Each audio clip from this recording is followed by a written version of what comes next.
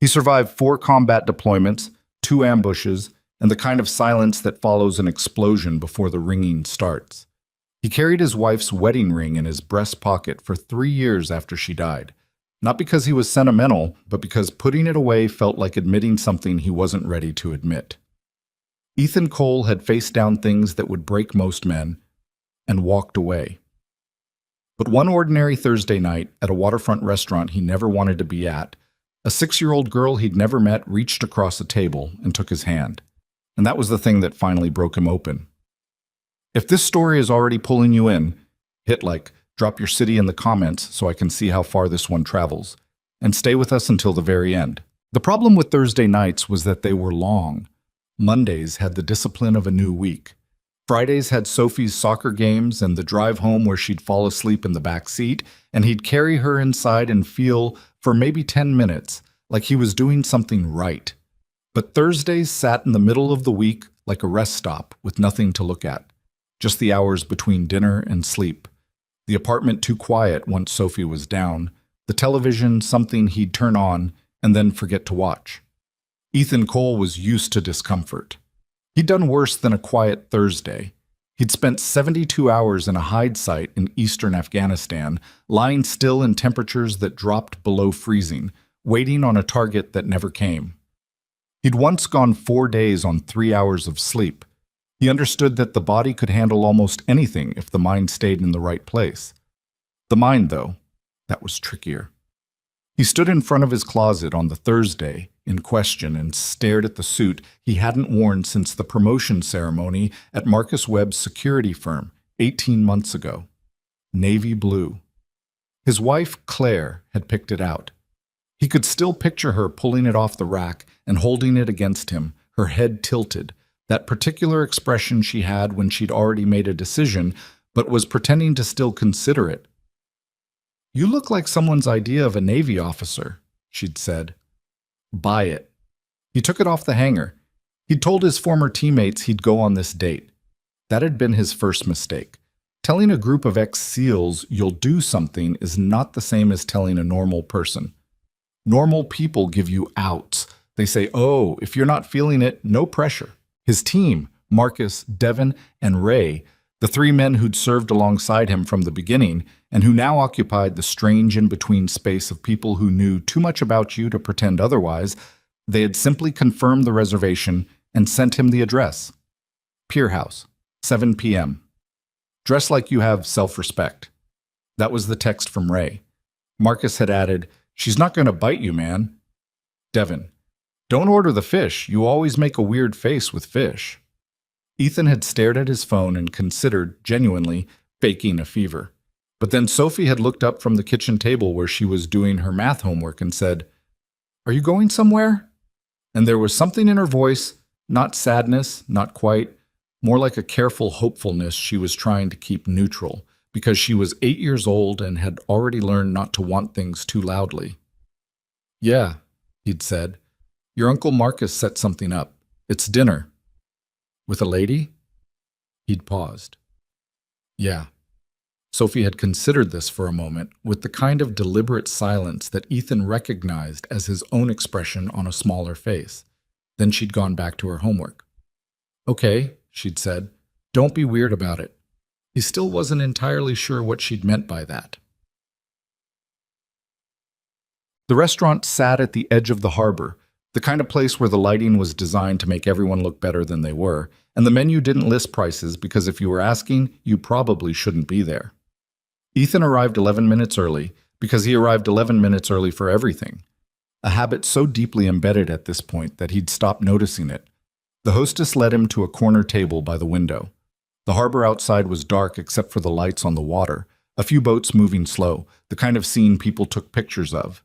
He didn't take pictures of it. He sat down, ordered water, and looked at the menu without reading it. He was already calculating the exit. Dinner would take, an hour? Hour and 15, if the conversation required it. He could be home by 9, maybe 9:30.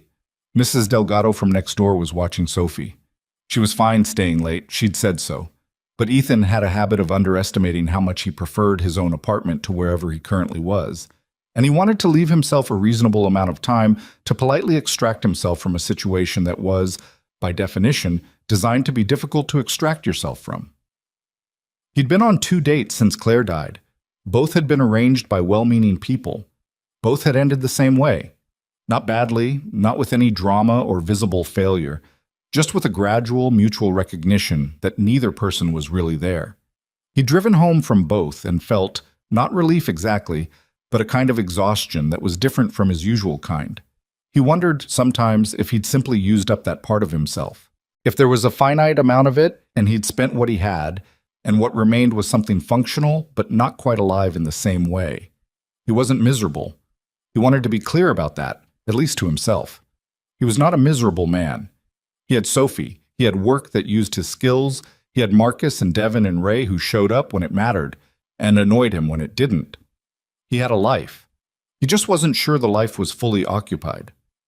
He looked up when he heard the hostess at the entrance, and that's when he saw her. She was moving through the restaurant the way certain people did, not with arrogance, but with a practiced ease, the kind of ease that came from spending years in rooms where people watched you walk through the door, and you'd learn that hesitating made it worse. She was wearing something dark and understated, and she had the kind of face that was striking in a way that took a moment to locate, not because it was conventionally perfect, but because there was intelligence in it, and wariness, and something that might have been fatigue under very good concealment.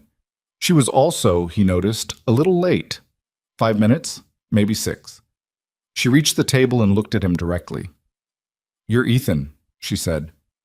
Not a question. "Yeah." She pulled out the chair across from him, too, didn't wait to be helped, didn't seem to expect it, and sat down. "I'm Amelia." She picked up the menu. "I'll apologize in advance for being late.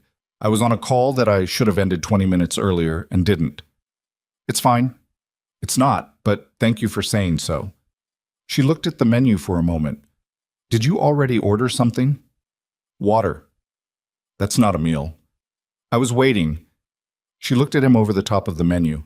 "The last blind date I went on, the guy ordered an appetizer before I arrived and was halfway through it when I sat down." She returned to the menu. "So, points to you." He almost smiled. "Low bar. You'd be amazed." They ordered. The conversation was careful in the beginning, the kind of conversation that was really two people taking each other's measure without obviously doing it. She asked what his security work involved. He gave her the version he gave most people, which was accurate but abbreviated. She didn't push. He asked about her company. He'd looked her up, obviously, because of course he had, and Whitmore Technologies occupied a comfortable corner of his memory now. And she answered in a way that was practiced and complete, and somehow communicated that she was tired of answering that question without actually saying so. "You've told that story a lot," he said. She stopped. "Is it that obvious?" "You said from the ground up before I finished asking the question, like you already knew where I was going." She set her fork down. "Most people ask the same 3 questions. How did you start it? How big is it now? And was it hard being a woman in tech?" She paused. "Was that going to be your 4th? "No." "What was?"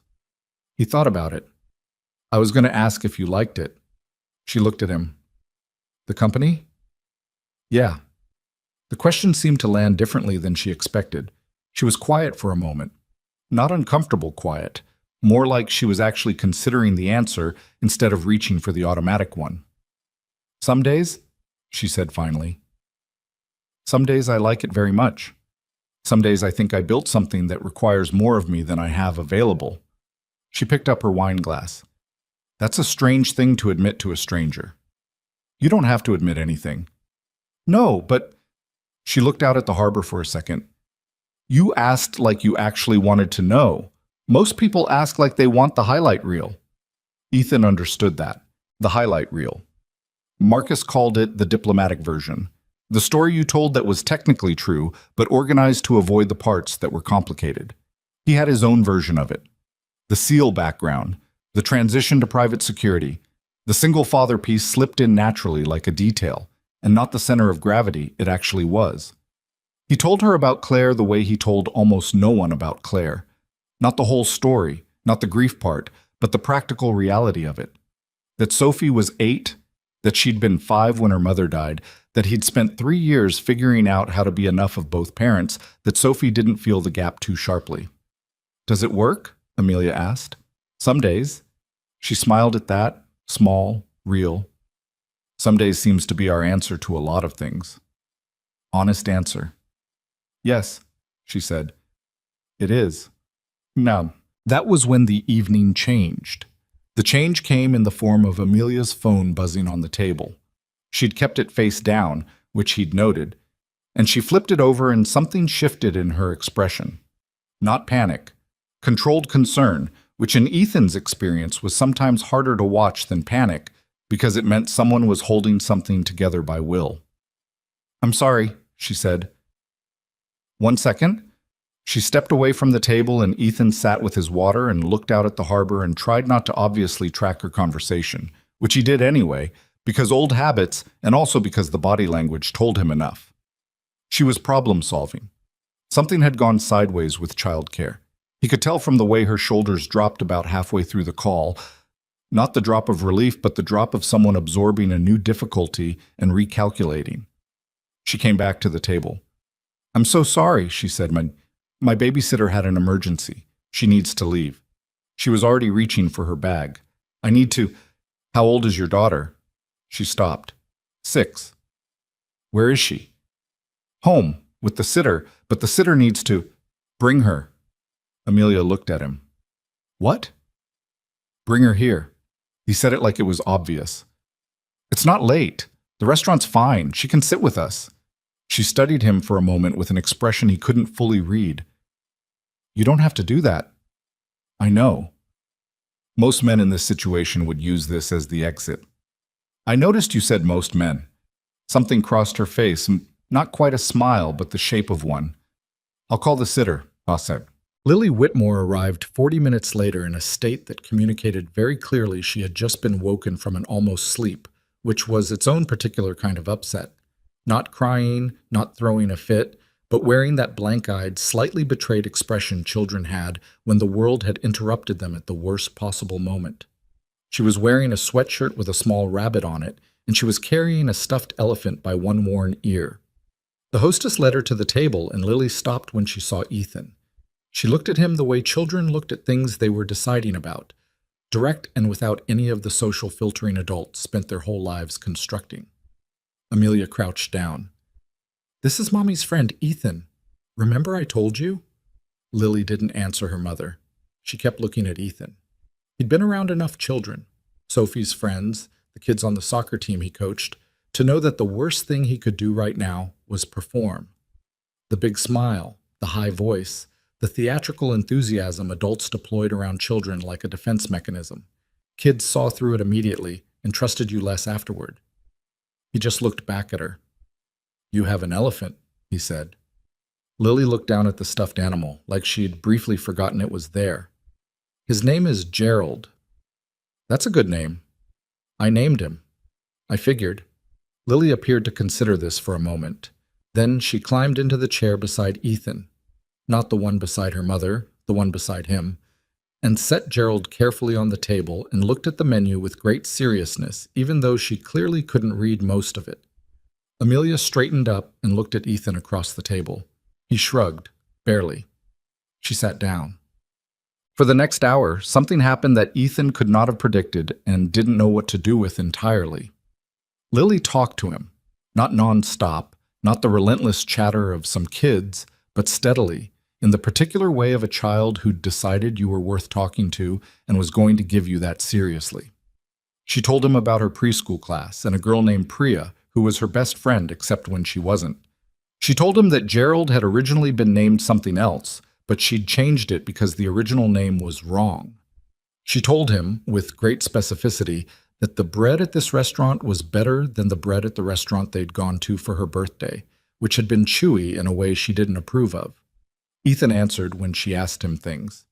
He didn't redirect her to her mother or look at his phone or give the half-answers adults gave children when they were only partially present. He was present. Amelia watched this from across the table and ate very little of her actual meal. At some point, Lily fell asleep in the chair, still holding Gerald, and Ethan very carefully draped his jacket over her shoulders without making a production of it.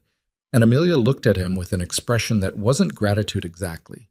Gratitude would have been simpler, but something more complicated, something that had weight to it. "She doesn't do that," Amelia said quietly. "Sleep? Trust people. Not immediately." She looked at her daughter. "Her father isn't. He's not in the picture, and she's grown up mostly with me and a rotating cast of nannies and my assistant, and she's—" She stopped. "She's careful." Ethan didn't say anything. "She asked to sit next to you," Amelia said. "That doesn't happen. She's a good kid." "She is." Amelia looked at him directly. "Why aren't you uncomfortable?" "With what?" "Any of this. Most men would be uncomfortable." He thought about it honestly. "I have an 8-year-old. I've been doing this alone for 3 years. This—" He gestured vaguely at the sleeping child, the disrupted dinner, the evening that had gone nothing like either of them had planned. "This is just Thursday." She laughed. It was the first real laugh of the night, the kind that wasn't managed, and it changed her whole face. They were getting ready to leave, Amelia gently gathering Lily into her arms, when the little girl woke partway, that halfway awake state where children said things without the filter they'd develop later. She looked at Ethan with half-open eyes. "Will you stay?" she asked. The question was so simple and so direct that it took him a moment to process it. He looked at Amelia, who was looking at her daughter with an expression of helpless embarrassment. "Lily," she started. "She's half asleep," Ethan said quietly, but he knew the question had been real. He knew it the same way he knew other things. Not through analysis, but through the part of him that had spent years reading situations, reading people, knowing when something meant what it said. He looked at the little girl and said, the only honest thing available to him, "I'll see you again." Lily seemed to find that acceptable. Her eyes closed. Amelia carried her toward the door, and Ethan held it open, and they stood for a moment on the sidewalk outside the restaurant, with the harbor behind them and the night air cold and clean off the water. "I'm sorry about the chaos," Amelia said. "Don't be." She shifted Lily's weight in her arms. "This wasn't what I expected." "No. I don't mean that badly. I know." She looked at him for a moment. The practiced composure was still there, but it was thinner at the edges, like something that had been doing a lot of work tonight and was tired. "Good night, Ethan," she said. "Good night." He watched her car pull away and stood on the sidewalk for another minute before walking to his own vehicle. He sat in the driver's seat without starting the engine. "Will you stay?" He hadn't been able to answer a 6-year-old's question in a restaurant without feeling the ground shift under him. He didn't know what that meant. He wasn't sure he wanted to know yet. He started the car and drove home through the Thursday night streets, the city quiet and ordinary around him, and for the first time in a long time, the drive felt different. Not resolved. Nothing was resolved. But different, like a frequency he'd stopped being able to hear had come back, barely, at the edge of range. He pulled into his parking space, sat for another moment. Then he went inside to check on his daughter. He didn't text her first. That wasn't a strategy. Ethan wasn't the kind of man who thought in strategies when it came to personal things. He left that approach in the field, where it belonged. He just didn't text her first because he wasn't sure what he would say, and he'd learned a long time ago that sending words before you knew what you meant by them was how you created problems you then had to manage. So he went back to his life. The early mornings, Sophie's school drop-off, the security work that required his body to be present even when his mind was somewhere else, the Thursday nights that were still long. He thought about the evening more than he expected to. Not obsessively, not with any particular urgency, just the way certain things resurfaced when you weren't actively thinking about anything else. In the car between jobs, standing in the kitchen waiting for coffee, watching Sophie work through a math problem at the kitchen table with her tongue pressed slightly to her lower lip, a habit so exactly like Claire's that it sometimes stopped him cold in a way he'd learned to absorb without letting it show. He thought about Lily mostly. That was the honest accounting of it. He thought about Amelia, too. The laugh that changed her face, the careful way she watched everything while appearing to watch nothing, the practiced composure that he recognized as a particular kind of armor because he wore a version of it himself. But the image that kept returning, the one he couldn't quite set down, was a half-awake 6-year-old looking at him with the guileless directness of someone who hadn't yet learned to disguise what she wanted. "Will you stay?" He told her he'd see her again. He wasn't a man who said things he didn't mean, which meant he was now obligated by his own word to figure out how. On the 4th day, Amelia texted him. It was a short message. No preamble, no social cushioning. "Lily asked about you this morning, twice. I'm not sure what to do with that information, but it seemed wrong not to tell you." He read it standing in the parking lot of a commercial building where he was doing a security assessment. He read it twice. Then he typed back, "She's hard to forget." A pause. Then, "Yes, she is." Another pause, longer. Then, "I'd ask if you wanted to get coffee sometime, but I'm aware that the last time I suggested we meet, it turned into a 3-hour event involving a sleeping child and a borrowed jacket I still have." He looked at that for a moment.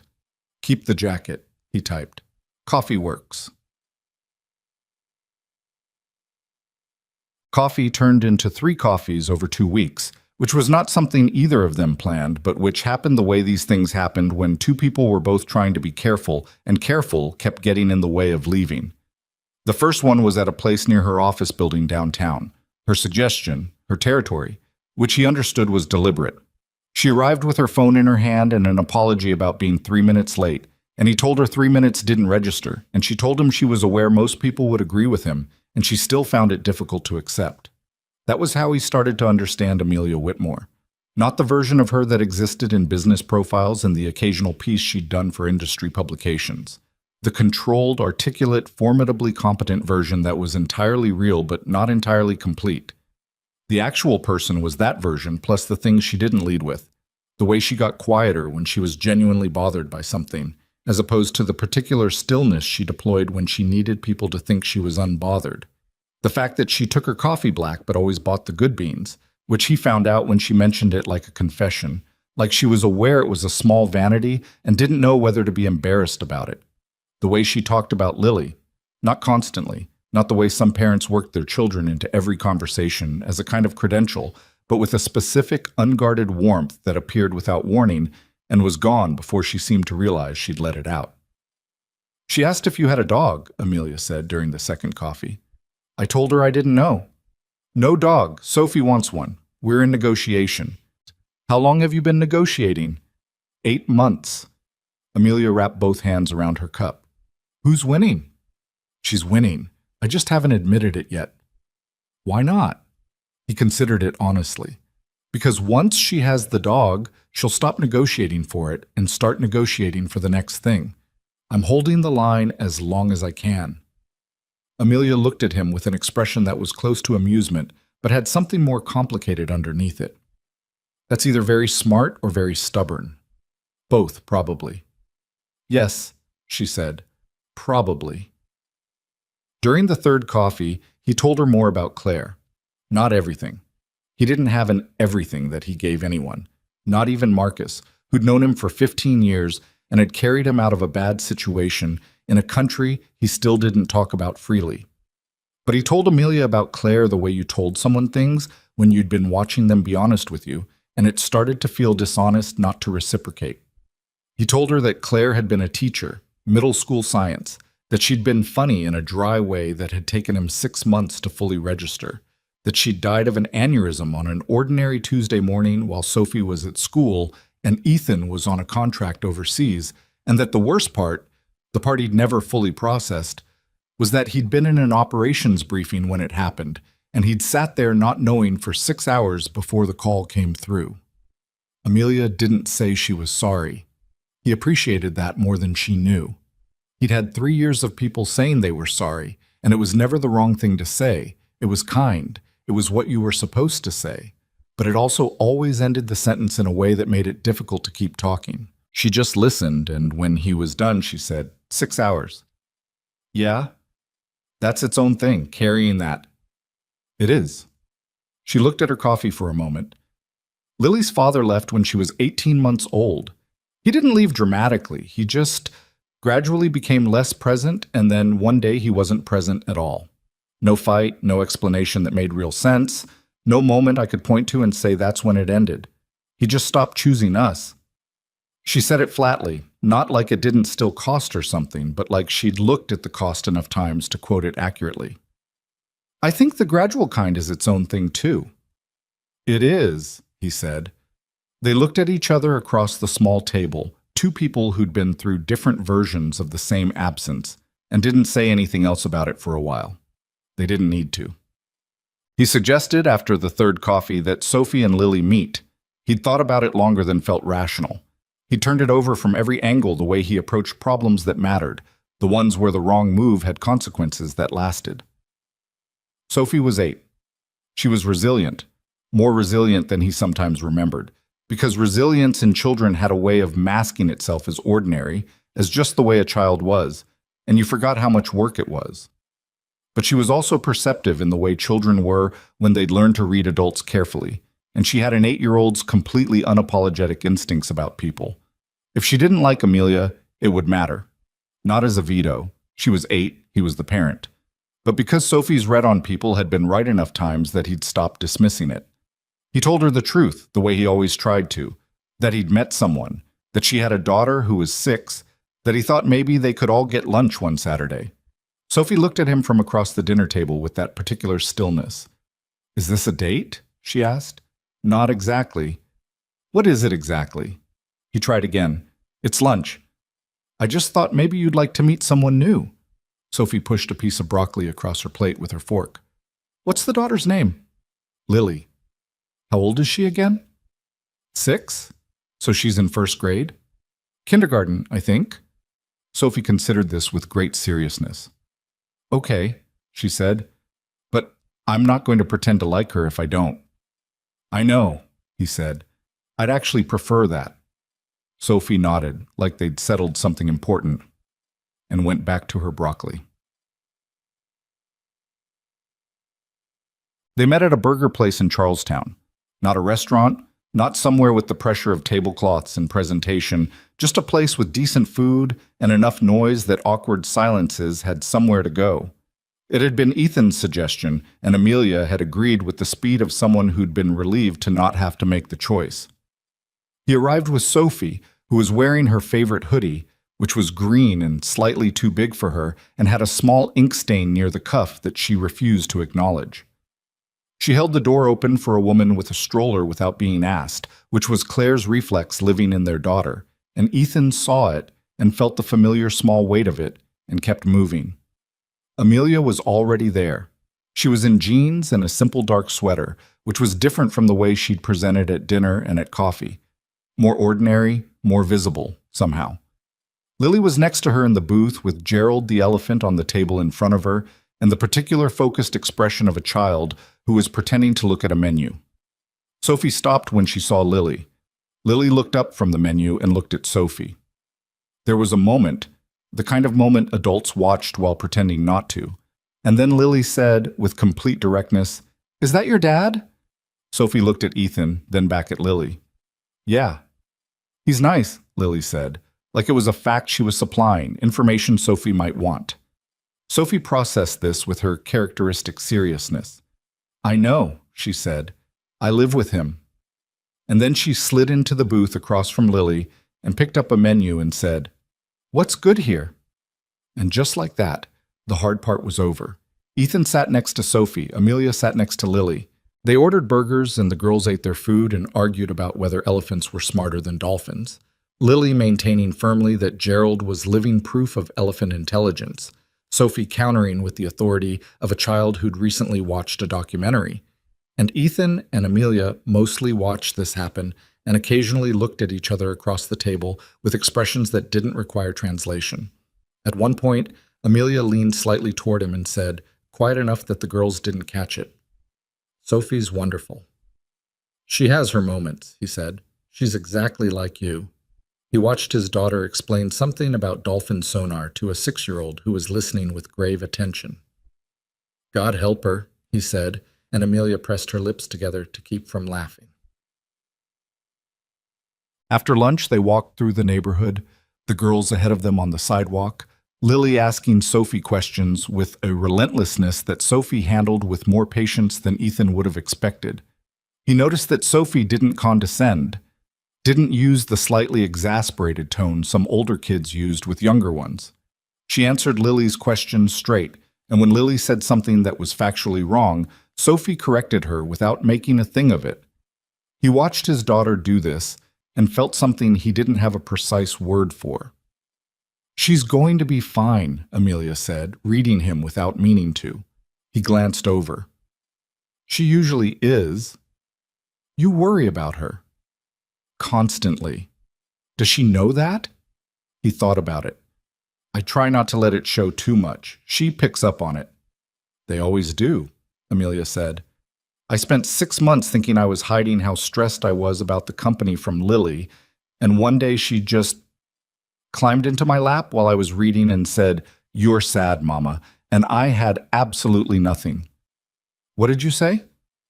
"I told her I was a little tired, but I was okay." She paused. "She told me I didn't have to be okay all the time." 6 years old. 6 years old. She watched Lily trip on a crack in the sidewalk and recover without drama, still talking. "She's wiser than I gave her credit for." They walked in silence for a moment. Comfortable silence, which Ethan had learned was the actual test. Not whether you could fill the space, but whether the space needed filling. "This was a good idea," Amelia said. "Lunch?" "All of it." She kept her eyes ahead. "I wasn't sure about any of it. Whether it was too soon or too complicated, or whether I was—" She stopped. "I overthink things." "Yeah," he said, "I do too. I just do it quietly." She looked at him sideways. "Does it work better quietly?" "No," he admitted. "It's just less obvious." She laughed, and it was the real one again, the one that wasn't managed, and he thought about how he'd noticed it the first time at the restaurant, and found himself noticing it again now, the way you noticed a particular quality of light that was good enough to be worth paying attention to.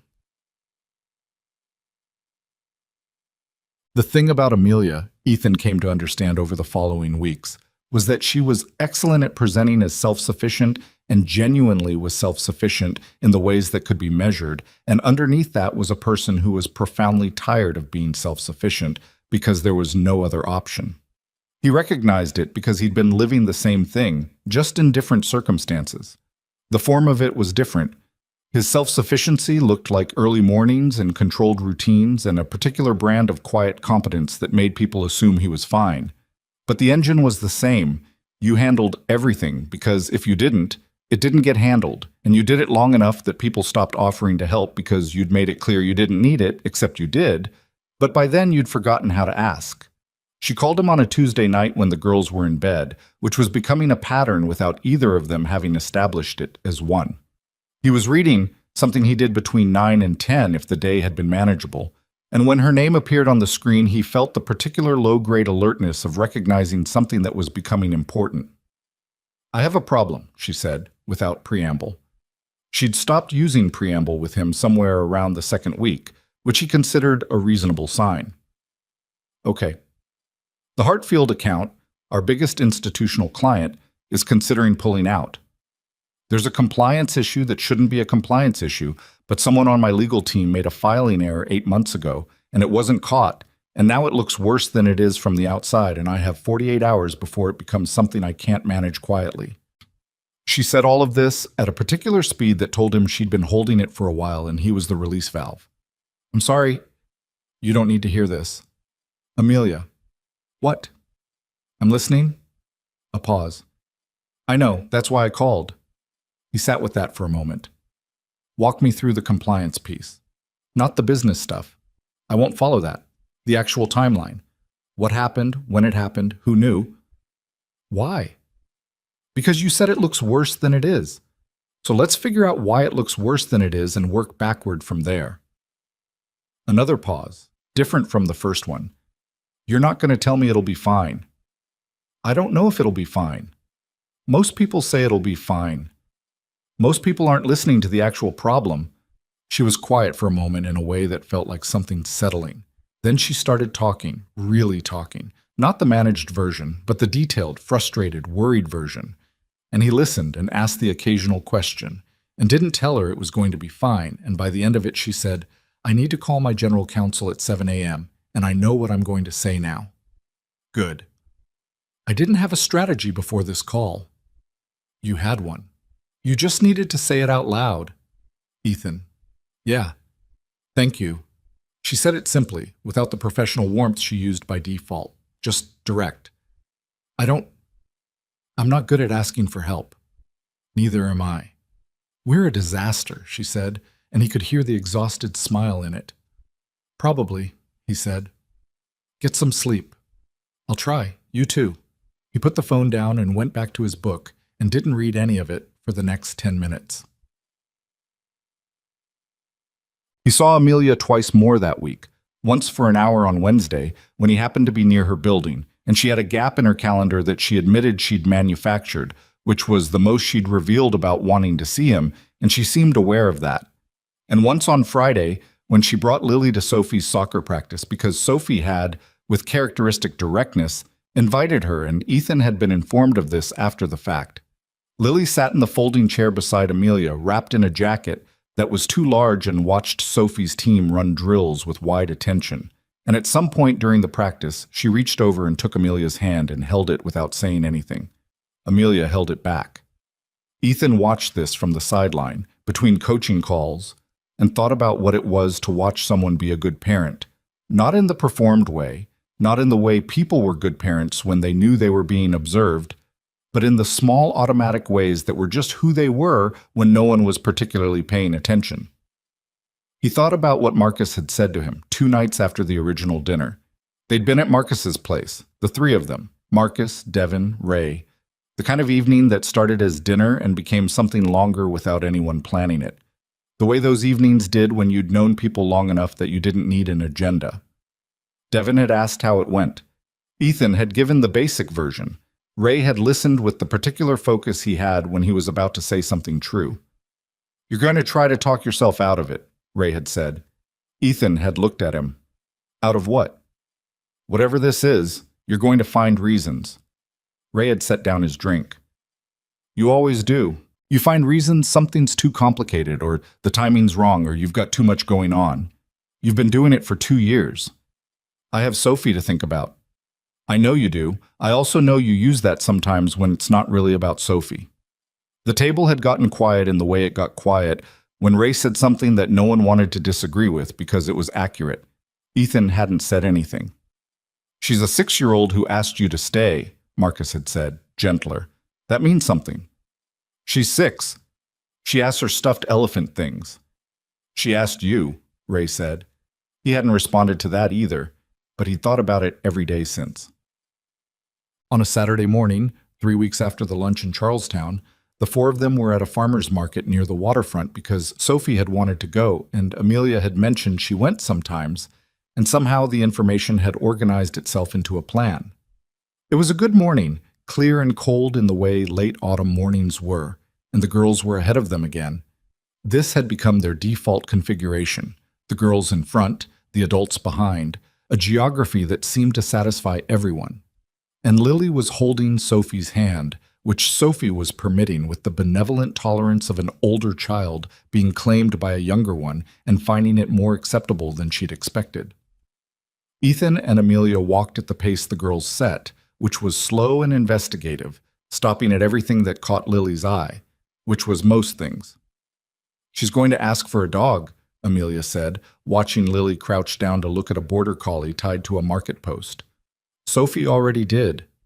"And?" "I told you, we're still negotiating." Amelia smiled. "I think Sophie might be your better opponent." "She absolutely is." Lily looked up from the dog and called back, "Mama, can we get a dog?" with the unanswerable confidence of a child who'd identified something she wanted.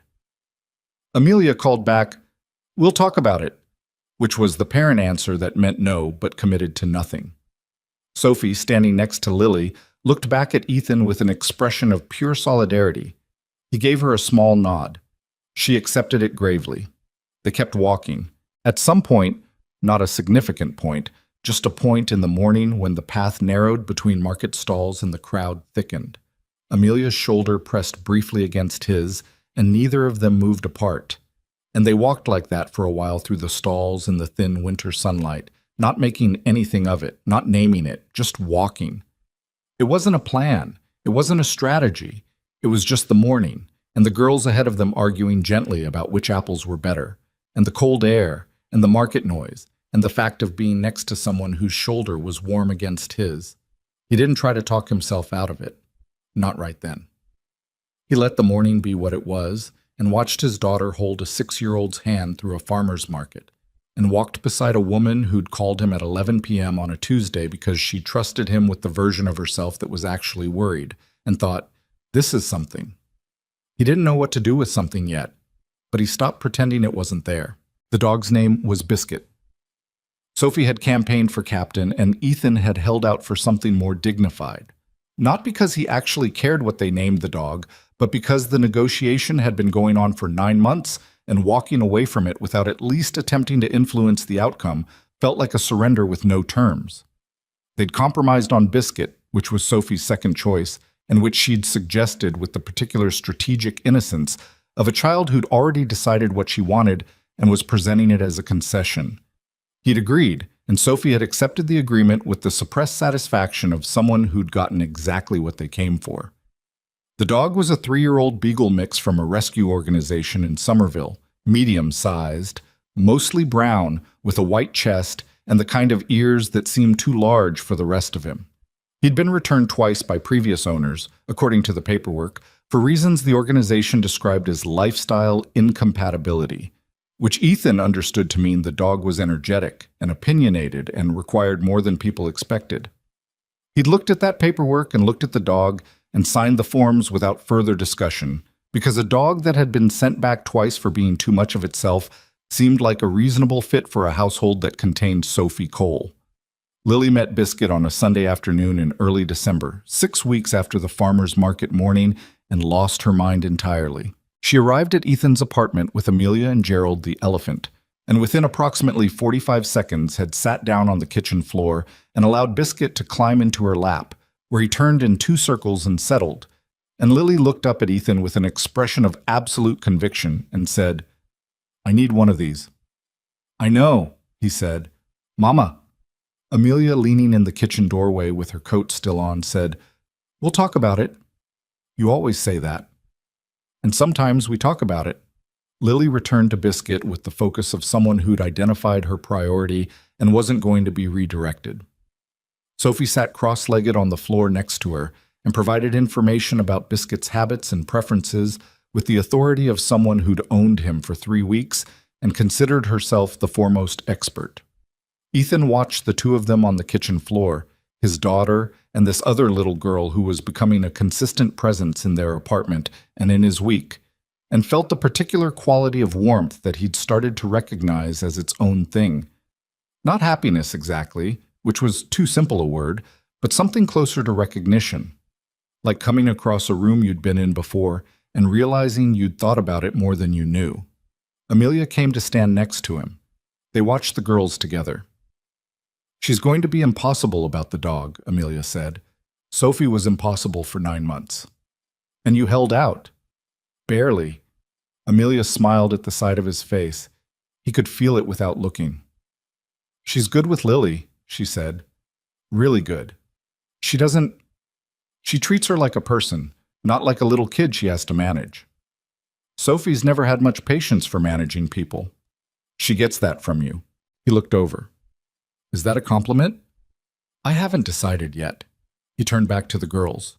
Lily was now explaining something to Biscuit at length, her face very close to his, the dog listening with what appeared to be genuine interest. Sophie was watching this with the expression she had when she found something both slightly ridiculous and entirely acceptable. The afternoon moved the way good afternoons did, slowly, without agenda, the kind of time that didn't feel wasted because it wasn't aimed at anything. They ordered pizza because Sophie asked, and Lily seconded the motion with enthusiasm. They ate on the living room floor because Lily wanted to stay near Biscuit, who was not allowed on the furniture but had developed a talent for making his presence felt at floor level by resting his chin on knees with devastating effect. Amelia ate 2 slices and argued gently with Sophie about whether pineapple belonged on pizza. Sophie said no with the certainty of someone who'd thought it through. Amelia said yes with the cheerful stubbornness of someone who enjoyed a low-stakes disagreement. And Ethan stayed out of it because both of them were right, depending on your position, and he'd learned that some arguments were more enjoyable to watch than participate in. Later, after Lily had fallen asleep on the couch with Biscuit at her feet, and Sophie had disappeared into her room with the particular teenage-adjacent energy of an 8-year-old who'd decided the evening was done, Ethan and Amelia sat at the kitchen table with the remains of the pizza and the comfortable quiet that had become familiar between them. "She trusts you," Amelia said. He knew she meant Lily. "She's easy to be around." "She's really not, actually. She's a lot." Amelia looked toward the living room. "She has opinions about everything, and she doesn't filter them, and she attaches to things very quickly and then falls apart when they go away." She paused. "She was wrecked for a week when her preschool teacher left at the end of last year. Wouldn't talk about it, just sad in that quiet way that's harder to help than the loud way." Ethan thought about Sophie after Claire died, the way his daughter had been perfectly functional for 2 weeks. Ate her meals, went to school, slept through the night, and then one afternoon had simply sat down in the middle of the kitchen and cried for an hour straight, like her body had held it until it couldn't anymore. He'd sat on the floor with her and not said anything because there was nothing to say, and he'd understood, even then, that what she needed was for him to be there and be steady and not try to fix something that couldn't be fixed. "The quiet sad is harder," he said. "You've seen it." "Yeah." Amelia looked at him for a moment. "She's going to miss you if this—" She stopped, started again. "I'm not saying this as pressure. I'm saying it because you should know. She's already counting on you in a way she doesn't with most people, and she's 6, and she doesn't have the capacity to protect herself from that. I know." "So," she held his eyes. I needed to say it out loud. "I know," he said again, and then, because it was true and she deserved the full weight of it. "I'm not going anywhere, Amelia." She looked at him for a long moment. The wariness she carried, that permanent low-level caution, the residue of years of watching people subtract themselves from her life, was visible in a way she usually didn't let it be. Then she said simply, "Okay, just okay." But she meant it, and he heard her mean it, and that was enough for right now. December moved into itself with the particular momentum of a month that had too many obligations and not enough hours. Amelia's company entered what she described as the brutal quarter, which Ethan understood to mean that the compliance issue from earlier in the fall had been contained but not resolved, and the institutional investors who'd been watching were still watching, and her board had scheduled a January review that required the kind of preparation that took everything she had. He saw the pressure build in her the same way he'd seen it that first night, the subtle withdrawal, the conversations that were present but slightly thinner, the Tuesday calls that came later and shorter than they had in November. He didn't push. He understood what it was to have a season of work that required you to go somewhere internal that didn't leave much available for anything else. He'd had those deployments. Not the physically dangerous ones, but the long, grinding ones where the operational tempo just didn't let up, and you came home depleted in a way that sleep alone didn't fix. What he did was stay consistent.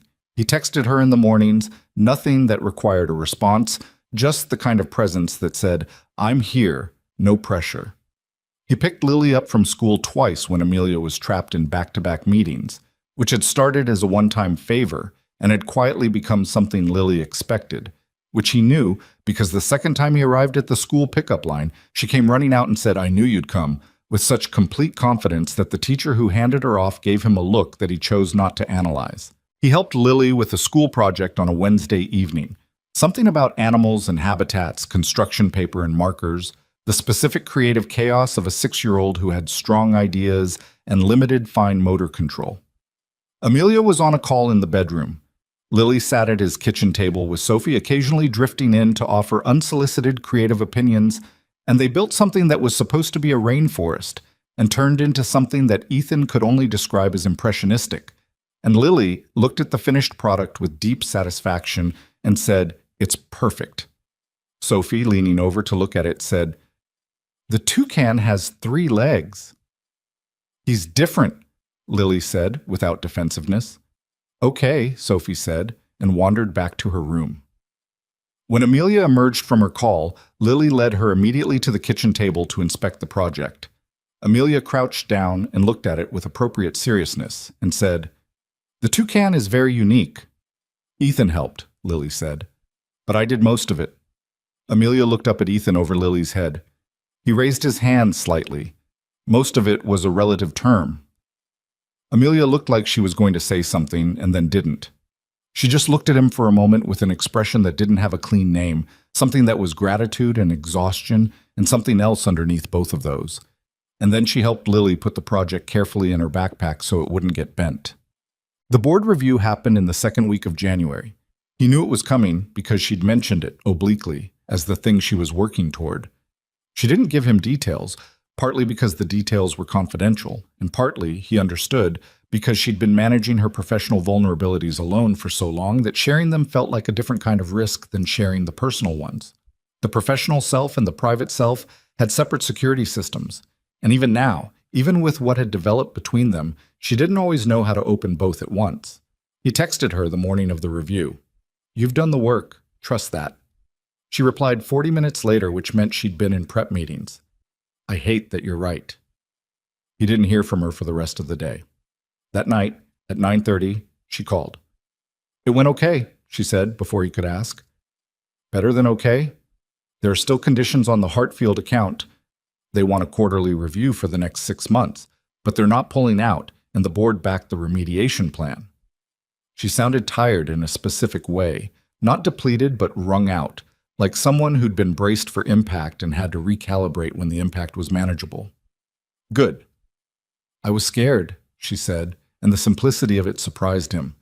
Not because she didn't feel fear, but because she named it that directly, without dressing it up.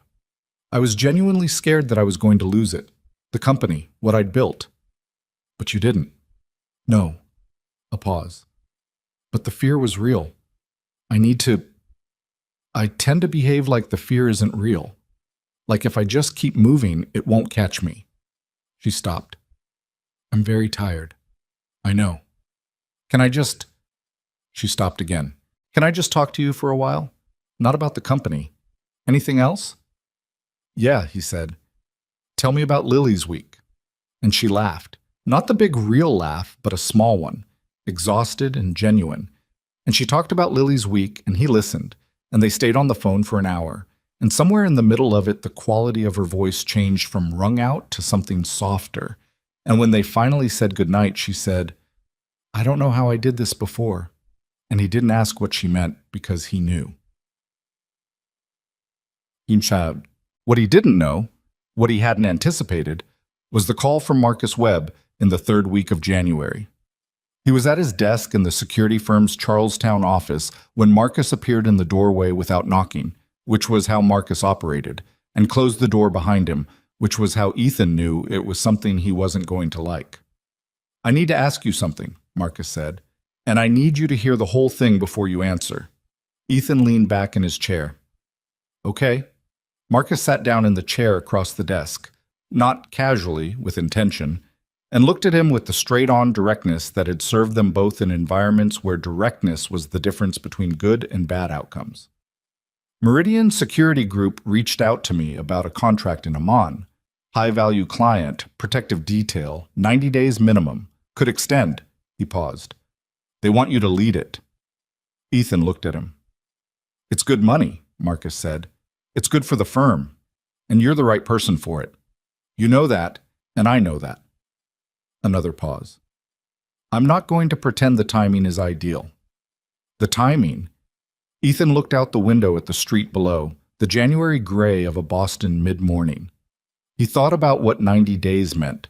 Sophie would go to Claire's sister Jenna, who was in Newton and who Sophie adored and who had always said she'd take her when Ethan had contracts. He'd done it once before, 14 months ago, for a 45-day contract in the UAE. It had worked. Sophie had been fine. He'd been fine. The arrangement existed and was functional. But that had been before the farmer's market, before the Sunday afternoons at his apartment, before Lily ran toward his car in a school pickup line, with the assumption of certainty that he would be there. When do they need an answer? Ethan said. End of the week. He didn't say anything. Marcus leaned forward slightly. Talk to me. I'm thinking. Yeah, I can see that. Marcus waited. It's the kid, isn't it? Lily. Ethan looked at him. I've watched you with her the 2 times I've seen you together, Marcus said. She doesn't let go of your arm, and you don't make her. I don't want to make it harder for her than it has to be. She's going to be okay, Ethan. She's got a good mother.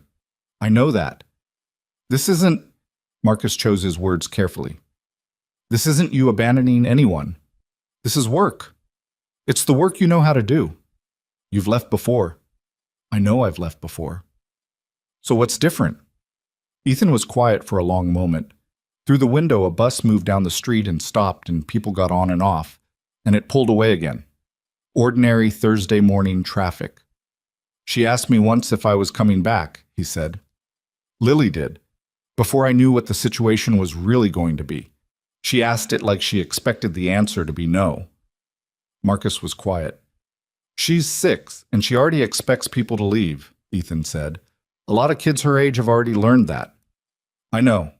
He turned from the window. I'm not saying I won't go. I'm saying I need to think about how I do it. Marcus nodded, once. End of the week, he said, and stood up and left him to it. But he told Amelia that night. Not in a phone call. He drove to her apartment, which he didn't always do on weeknights, and she opened the door and looked at his face and said, "Come in," and didn't ask what was wrong until Lily was in bed.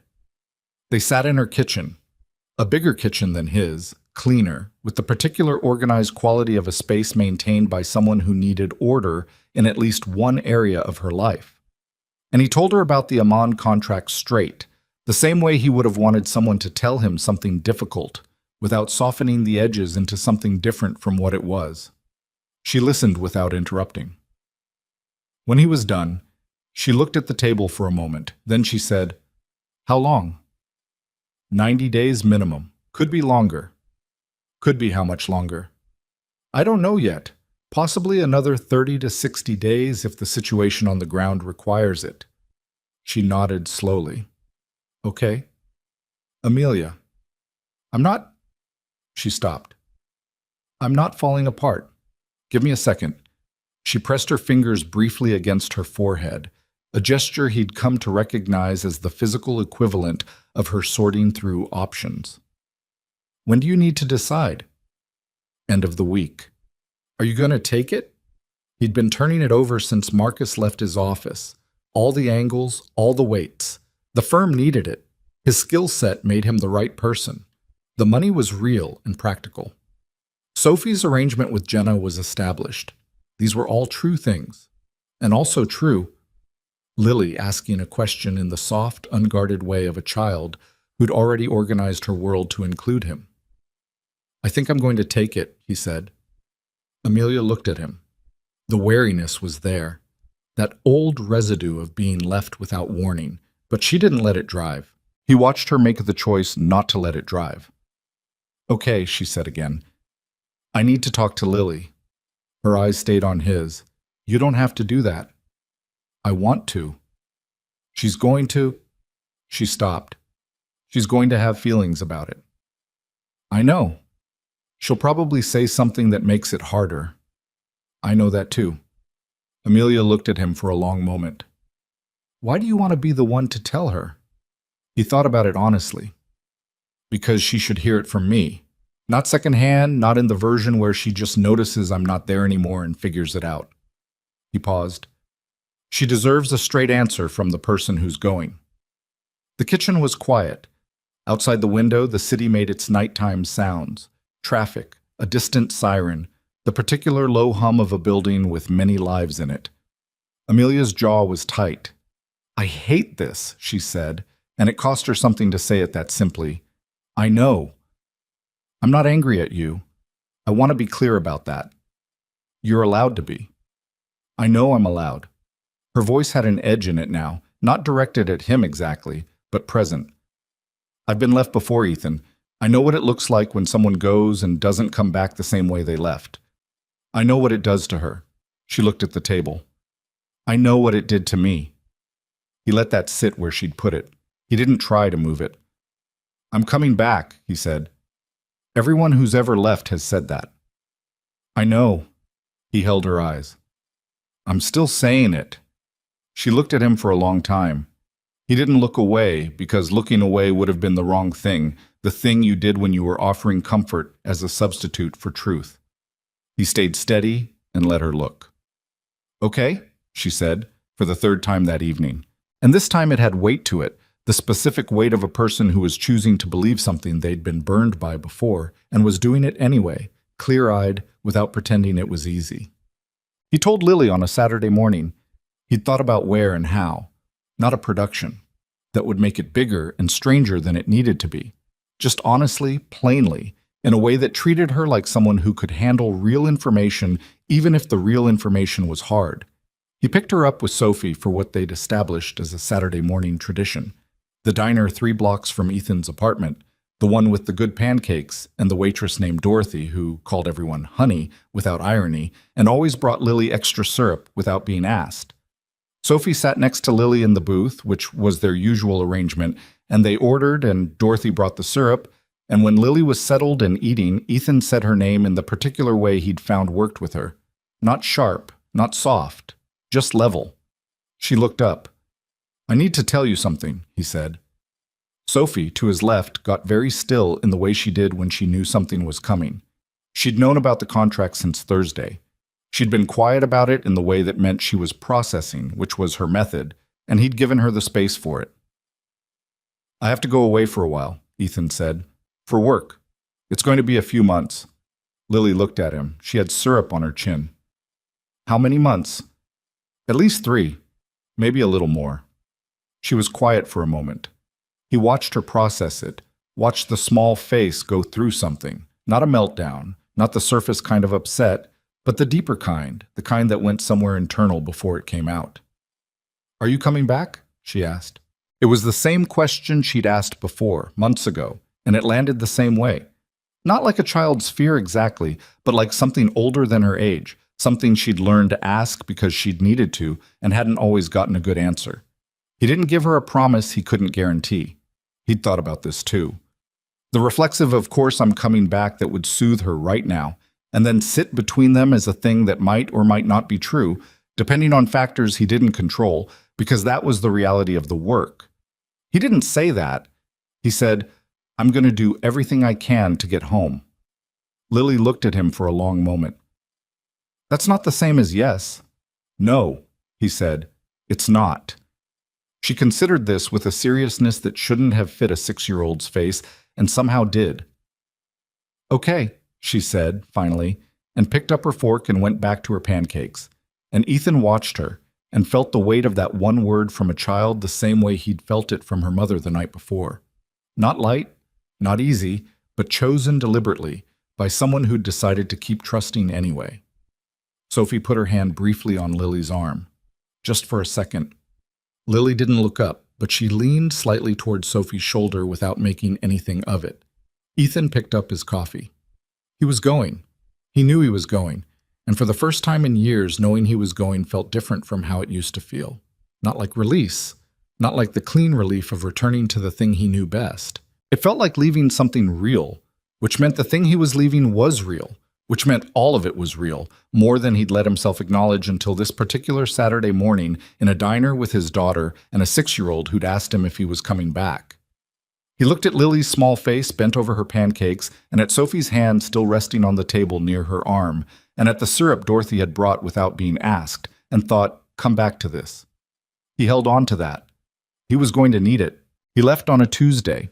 The flight was early, 5:40 a.m. out of Logan, connecting through Frankfurt, landing in Amman sometime Wednesday local time after a travel day that would erase most of Tuesday from the calendar entirely. He'd packed the night before with the efficiency of someone who'd done it enough times that the muscle memory handled most of it. The deliberate minimalism of a go bag that contained exactly what was necessary and nothing that wasn't. Sophie's school photo went in the front pocket of his carry-on, same as always. He added one thing he hadn't packed before. A drawing Lily had made the previous Saturday, colored markers on construction paper. A picture that was supposed to be the four of them, him, Sophie, Lily, and Biscuit, rendered in the specific visual logic of a 6-year-old, all large heads and small bodies, and Biscuit depicted as roughly the size of a pony. She'd written his name at the bottom in careful block letters, the H slightly backwards. He folded it and put it behind Sophie's photo. Jenna picked Sophie up at 6:30 the evening before. Sophie had hugged him at the door with the particular fierceness she deployed when she was trying not to make a thing of something. Her arms around his waist, her face pressed briefly against his chest. And then she'd stepped back and adjusted her backpack and said, "Text me when you land," with the composure of someone who'd been through this and had developed a method for it. "I will," he said. And not just a thumbs up, actual words. Actual words. She'd looked at him for a moment, that still, reading look, and nodded once and climbed into Jenna's car. He stood in the doorway until the taillights disappeared. Amelia had come by at 8. She'd put Lily to bed first. She told him this in a text. "Lily's down, coming now." And she arrived at his apartment in her coat with her hair slightly wind-messed from the parking lot. And she didn't say anything when he opened the door, just came in and sat on the couch and looked at the apartment the way people looked at spaces they were cataloging before something changed. "You don't have to stay," he said. "I know." She didn't move toward the door. He sat on the couch beside her, not close, the ordinary distance of two people sitting on a couch, and they stayed like that for a while in the particular quiet of late evening in an apartment that was about to be empty. "She put Gerald in your bag," Amelia said. He looked at her. "What?" "Lily, this afternoon when you weren't looking. She put Gerald in your duffel." She paused. "I saw her do it, and I didn't stop her." He thought about that. Gerald, the battered stuffed elephant that Lily carried everywhere, that had been renamed from something she'd decided was wrong, that sat on the table at the restaurant the first night like a small ambassador from a child's life into whatever this was becoming. "I'll take him," Ethan said. Amelia looked at her hands. "She said you needed him more right now because you were going somewhere far away." She stopped. "I said maybe you'd want to take something of yours instead, and she said—" She pressed her lips together for a second. "She said Gerald already knows you." The quiet in the apartment had a texture to it now. "He does," Ethan said. Amelia turned to look at him. The wariness was there, but something else was there too, something that had less protection on it than her usual presentation, something that was just her, actual and unmanaged. "I'm going to be bad at this," she said. "I'm telling you up front.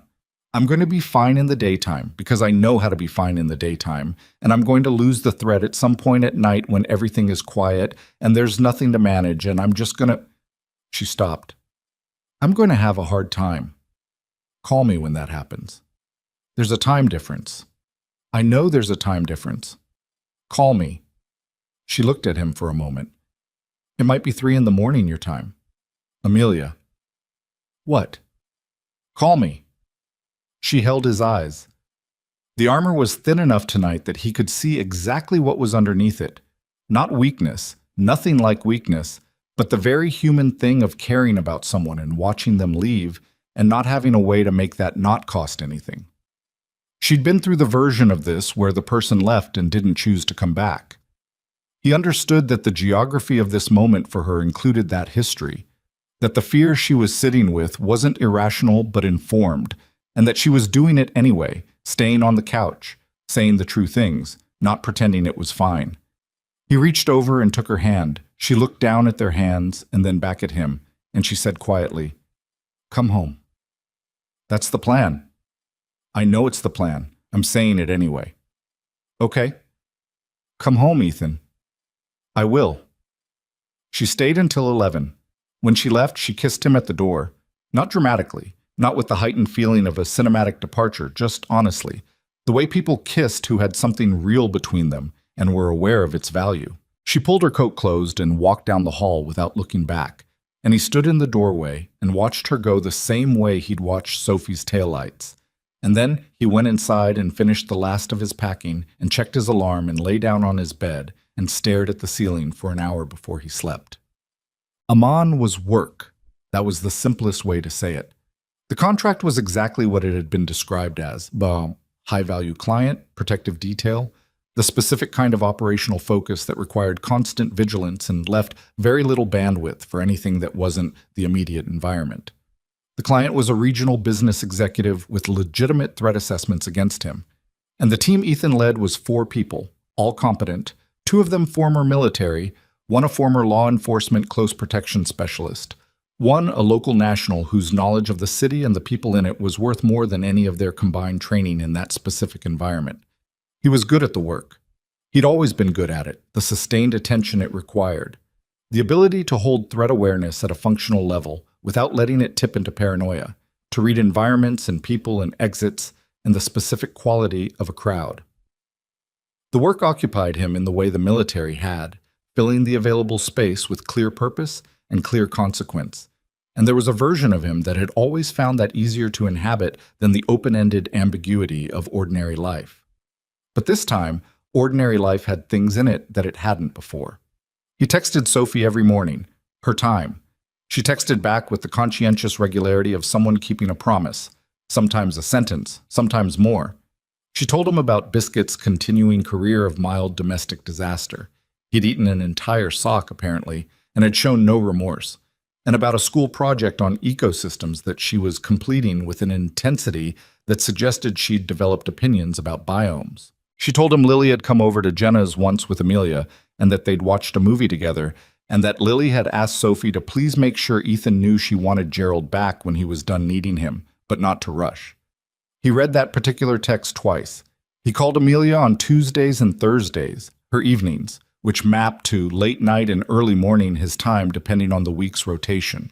She answered with the matter-of-fact warmth she'd developed for their calls, that particular tone that was different from her professional voice and different from the tightly managed social voice and was just her, talking to him, being tired or worried or occasionally funny about something Lily had said or done that day. She didn't fall apart. He hadn't expected her to. She was too competent and too stubborn for that. But she'd warned him she'd have a hard time, and he'd taken that seriously. What he observed through the phone was a woman managing a lot of things very well and feeling the absence of one specific thing that she'd begun to depend on without fully realizing it until it was several time zones away. The Hartfield Quarterly Review was today, she told him on a Thursday in late February, 4 weeks after he'd left. How did it go? Fine. Good, actually. Better than I expected. A pause. I kept thinking halfway through it that I wanted to call you after, and I couldn't figure out why. You don't know anything about institutional investor relations. Accurate. But apparently that doesn't matter. No, he said. It doesn't. She was quiet for a moment. I told my assistant I had a personal call and I needed 20 minutes, and she looked at me like I'd said I was going to juggle because I don't take personal calls during business hours. And I thought, she stopped. I thought, this is what it looks like when you let something matter enough to rearrange around it. Is that a problem? It's terrifying, she said plainly. But no, it's not a problem. The calls were the consistent thing. Everything else about the contract varied. The hours, the threat level on any given day, the amount of sleep he got, the operational decisions that required judgment calls he wouldn't second guess until after, because second guessing in the moment was how people got hurt. But the calls were the fixed point, the thing he oriented toward the way you oriented toward a landmark when everything else in the environment was moving. He'd done contracts before where the calls home had been the painful part. The reminder of what you'd left, the gap between the life you were living and the life you'd put on hold. The conversations that were a little thin because you couldn't say the things that were actually occupying most of your attention, and the person on the other end couldn't fully enter a world they couldn't see. Those calls had always felt like maintenance, like checking a box. These didn't feel like that. These felt like the part of the day where he could be himself again after however many hours of being what the job required. The situation that changed everything happened in week 6. It wasn't a disaster, nothing catastrophic, no casualties, no failure of the protection detail in any way that would follow any of them professionally. What it was close. The client's vehicle convoy took a route deviation on a Thursday afternoon that put them in a neighborhood the threat assessment had flagged because the client had a meeting that had shifted locations 40 minutes before it started, and Ethan made the call to proceed with adjusted protocols rather than cancel. And for approximately 11 minutes in a street in eastern Amman, the situation was the kind of elevated that required every ounce of focus and training and the particular cold clarity that either you had under pressure or you didn't. It resolved. They got the client out, the threat didn't materialize into contact, and Ethan's team handled the protocols exactly as they'd been drilled. He filed the incident report, ran the debrief, adjusted the threat matrix for the remaining contract period, and went back to his room at 10:30 that evening and sat on the edge of his bed and didn't move for a few minutes. He pulled Gerald the elephant out of his bag. He kept him in the front pocket now, where the school photo lived. And he sat there holding a small stuffed animal in a hotel room in Amman at 10:30 at night and thought about what it meant that this was the thing he'd reached for. He thought about Lily asking if he was coming back, with the flat expectation of someone who'd been disappointed enough times to stop assuming the answer would be yes. He thought about what it would mean to that child if the answer was no. He thought about Sophie being handed that news at Jenna's house in Newton, and the way her face would do what it did. Go still, absorb, the grief traveling somewhere internal while she functioned on the surface. He thought about Amelia, alone in her kitchen after Lily was asleep, on a Tuesday or a Thursday, picking up the phone to call him, rearranging her day around 20 minutes of personal time because she'd let him matter enough to do that. He put Gerald back in the bag. He called Amelia even though it was 3:17 in the morning her time. She answered on the second ring. Ethan. Her voice was alert immediately, not groggy the way he'd expected. She'd been awake. I'm okay, he said. Before anything else, I'm okay. A breath on her end. What happened? Nothing catastrophic. A situation. It resolved. He paused. I just needed to hear your voice. The line was quiet for a moment. I was awake anyway, she said. I figured. I told you I'd have a hard time at night. You did. Another pause. The silence between them on international calls had a specific quality. The slight delay, the awareness of distance, the fact that the connection was a technical miracle that still felt like a thin thread across a large amount of space. Ethan, she said. Yeah. Come home soon. He closed his eyes. Working on it, Jit. The contract concluded at 88 days, 2 days short of the minimum, because the client's timeline shifted and the risk environment had stabilized enough that the ongoing detail was adjusted downward. Ethan could have extended on a modified contract for another 30 days. The firm wanted him to, and under different circumstances, he would have considered it. Instead, he filed his completion report, ran the final handoff with the reduced team that was staying on, and booked a flight home. He texted Amelia, flying home Thursday, landing 2 p.m. your time. She replied within a minute, which told him she'd been watching her phone. I know you said not to make a thing of it. He smiled at that.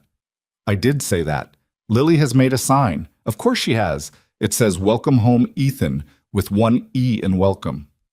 That's correct. I told her that, and she was very pleased with herself. He sat in his hotel room the night before his flight with his bag already packed, the room already impersonal again, the way rooms went back to being nothing once you'd removed yourself from them. He looked at the ceiling the way he'd looked at his apartment ceiling the night he'd left 88 days ago, except that now the ceiling was different, and the direction had reversed, and what was on the other end of the flight was the same thing he'd been oriented toward the whole time. He thought about what Marcus had said in his office in January. She's got a good mother. Which was true, but also incomplete, because Lily didn't only have a mother, she had. He stopped on the word and let himself use it plainly, because he was 88 days past the moment when he could pretend otherwise. She had him. Whatever he was to her, whatever shape that took in a life that was still being figured out, she had him. He'd told her he'd do everything he could to get home, and he had done exactly that. And now he was going home, and that meant the promise had held. He pulled Gerald out of his bag one more time. The elephant was worse for wear after 3 months in a go bag. Slightly flattened, a little travel-worn in a way that hadn't been there before. The kind of wear that happened to things that had been somewhere and come back. Let's go home, he said to the elephant, and felt only very slightly absurd about it, and put Gerald back in the front pocket next to Sophie's photo. He came through the arrivals gate at Logan at 2:17 on a Thursday afternoon, carrying his bag and moving through the terminal with the loose-shouldered gait of someone who'd been traveling for 16 hours and was running on the particular fuel of almost being somewhere. He saw them before they saw him. Amelia was standing with her coat open, the way she stood when she'd been waiting long enough to get warm, her phone in her hand though she wasn't looking at it, her eyes on the arrivals gate. Sophie was next to her, which surprised him. He'd expected her to still be at Jenna's, wearing her green hoodie and holding Biscuit's leash, which meant Amelia had either coordinated this or had agreed to let Sophie bring the dog into the arrivals hall, which said something about what Amelia would do for his daughter when he wasn't there. And Lily. Lily was in front, which was her natural geography, holding a piece of poster board that read, "Welcome home, Ethan," in large purple letters with one E and several enthusiastic stars drawn around the border. She was scanning the arrivals gate with the focused intensity of someone who had a job to do and was taking it seriously. The moment she spotted him, she dropped the sign. She didn't run. She launched, which was different, the specific full commitment movement of a child who'd been holding something for 3 months and had just been given permission to release it. She crossed the distance between them in about 4 seconds, and Ethan had just enough time to set his bag down before she hit him, her arms around his neck, her face pressed against his shoulder, and she didn't say anything at all, just held on. He held her back.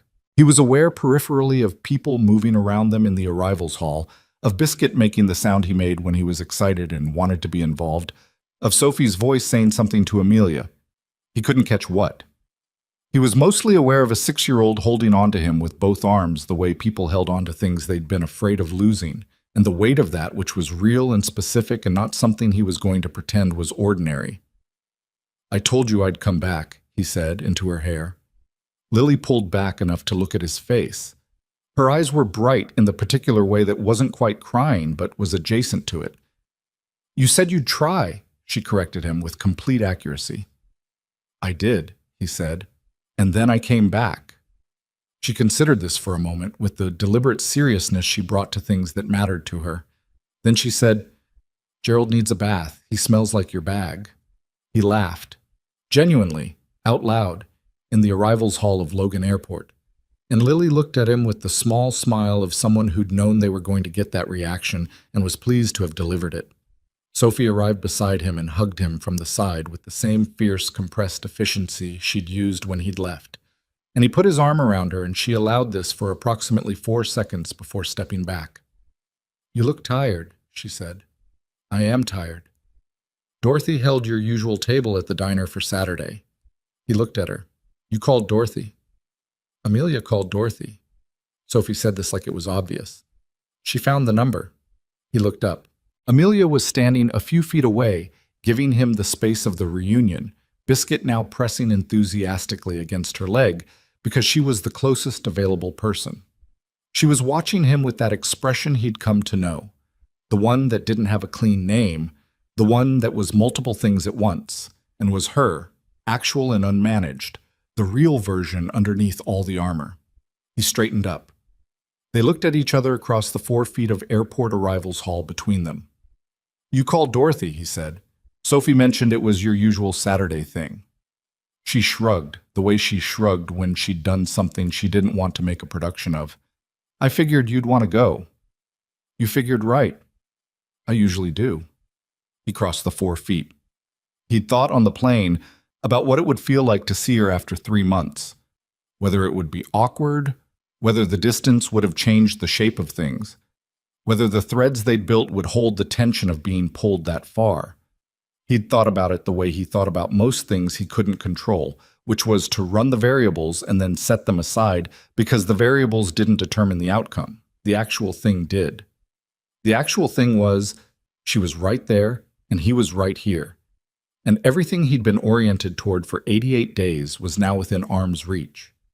He put his hand on the side of her face, and she leaned into it. Not dramatically, just slightly, the smallest possible lean, barely enough to see. And he said quietly, "I'm home." Her hand came up and covered his. "I can see that," she said, and her voice was steady and her eyes were bright, and she didn't say anything else for a moment because she didn't need to, and neither did he. Lily tugged on Ethan's sleeve. Can we go get pancakes?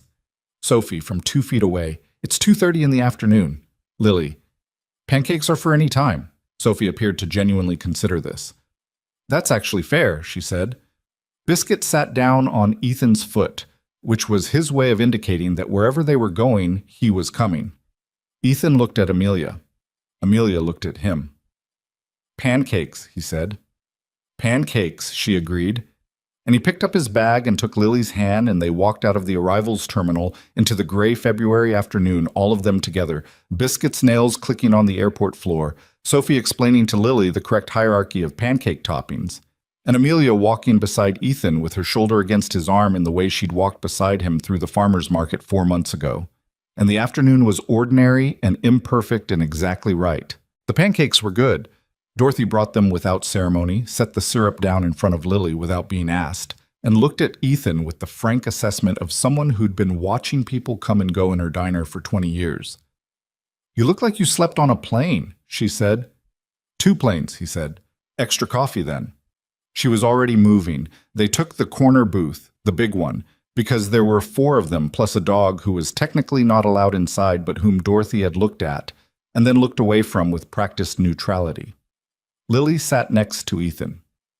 Sophie sat across from him next to Amelia, which had happened without anyone arranging it, and he registered the configuration the same way he registered most things, quietly, without making anything of it, but registering it. The afternoon outside the diner windows was the flat gray of a Boston February that hadn't decided yet whether it wanted to snow. Inside it was warm and loud with the low-grade noise of a diner doing its mid-afternoon business. Biscuit had positioned himself under the table with his chin on Ethan's foot, which was his preferred strategy for ensuring he was not forgotten. Lily ate approximately half a pancake and then became more interested in reorganizing the syrup bottles by height, which Sophie tolerated for 2 minutes before suggesting they organize them by color instead. And a negotiation began that Ethan and Amelia watched from opposite sides of the table with the shared expression of adults who'd learned to let certain things run their course. How bad was it? Amelia said, quietly enough that the girls didn't catch it. He looked at her. Define bad. The thing that made you call at 3 a.m. He told her, in the days after, some of it, the basic shape of the incident, the resolution, the professional accounting. Not everything. There were parts of the work he'd always kept on his side of the line, not because he was protecting her from difficulty, but because those parts were compressed and technical and didn't translate well into conversation, and forcing them to translate usually just meant you were saying words that didn't quite match what had actually happened. Manageable, he said. She looked at him with the particular look she had when she found his answer technically accurate and deliberately limited. Ethan. It was close, he said, and then it wasn't. He picked up his coffee. That's the work. I know that's the work. She said it without edge, just straight. I'm asking how you are. He thought about the hotel room, the ceiling, Gerald in his hand in the dark. I'm glad to be home, he said. That's also not quite what I asked. He looked at her. She looked back. Across the table, Sophie was proposing that the syrup bottles be organized by how often they'd been used, which Lily was evaluating with genuine consideration. I spent 11 minutes in a situation I couldn't fully control, he said. Everything held. But during it, I thought about... He stopped. I thought about what it would mean for Lily if it hadn't held. Amelia was very still. And for Sophie, he said. And you. He set the coffee down. It was the first time I've been in that kind of elevated situation, and the main thing running underneath wasn't the operational problem. She didn't say anything for a moment. You came home, she said finally. I did. To us. The word sat there. Us. He'd heard her use it in the careful, measured way she used new vocabulary, testing it, seeing how it fit. This time she'd said it without testing it, like she'd been saying it for a while and he was only now hearing it out loud. To you, he said. Yeah. Dorothy brought his extra coffee and disappeared without comment. E.M. The week after he came home had a particular quality to it. Not celebratory, not dramatic, just the careful, slightly disoriented process of stepping back into the shape of a life that had continued without you in it. Biscuit had developed, in his absence, an attachment to Jenna's throw pillows that had apparently caused 3 separate discussions about property. Sophie had finished her biomes project and received a grade. She reported with the compressed pride of someone who'd expected to do well and had confirmed their expectations. Amelia's company had moved through the first quarter stretch with the Hartfield account intact and a new partnership in quiet development that she described on the phone the first Tuesday after he returned as possibly significant or possibly nothing. It's a 50-50 at this point, which was the most honestly uncertain he'd heard her be about a professional situation. He went back to work at the firm the Monday after he landed. Marcus handed him the welcome back coffee and a stack of assessment reports and said, "Don't try to catch up in a day," which meant Marcus had already tried to catch up on something after his own last trip and regretted the pace. Ethan worked through the stack methodically and had lunch with Devin, who asked about Amon with the professional curiosity of someone who'd been in similar environments and wanted the operational picture, and then asked about Amelia with the less professional curiosity of someone who'd been watching from the sideline for months. "She came to the airport," Ethan said. "The whole situation came to the airport," Devin said. Sophie texted Marcus. "When?"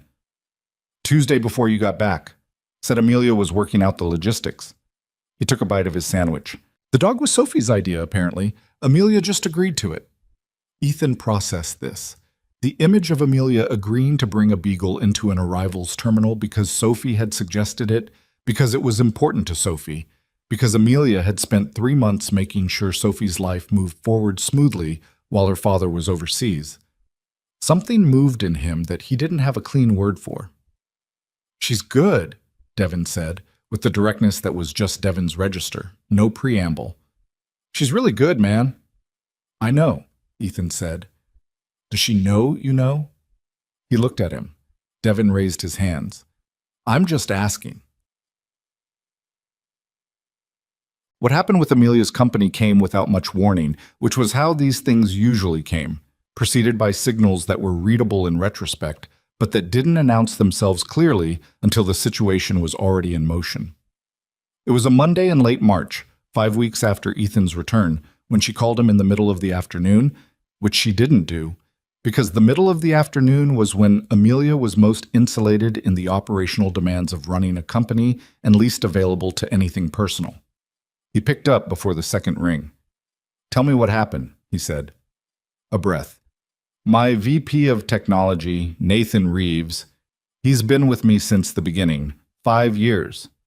She was controlled, but it was costing her. He's been talking to a competitor, Crestline Digital. Not just talking, he's been sharing." She stopped. "Proprietary development data. Specifics of a product we have 12 months of work in. He's been doing it for at least 6 months. When did you find out?"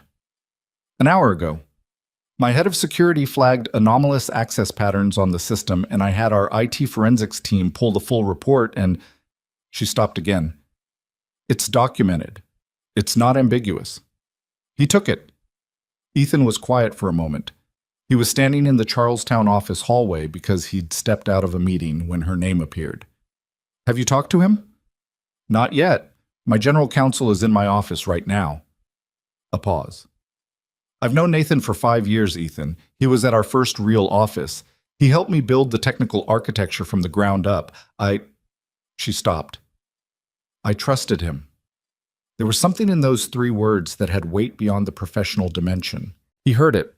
The particular quality of saying, "I trusted him," when you'd built a significant part of your life on your ability to know who to trust and had been wrong, and were sitting with the specific shame of that kind of wrongness.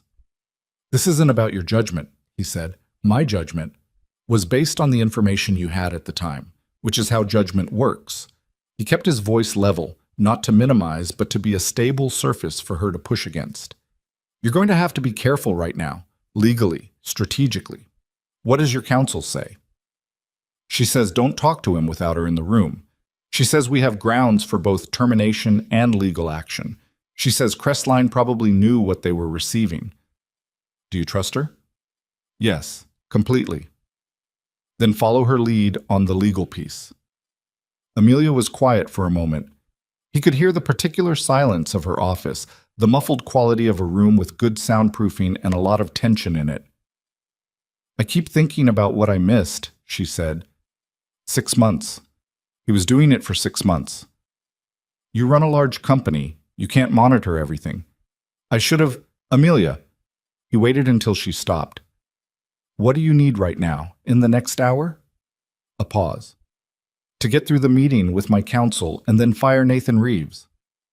"Then do that. The rest of it, the 6 months, what you should have seen, that's for after. Right now you've got a specific problem and a specific next step." She took a breath. He heard it settle her.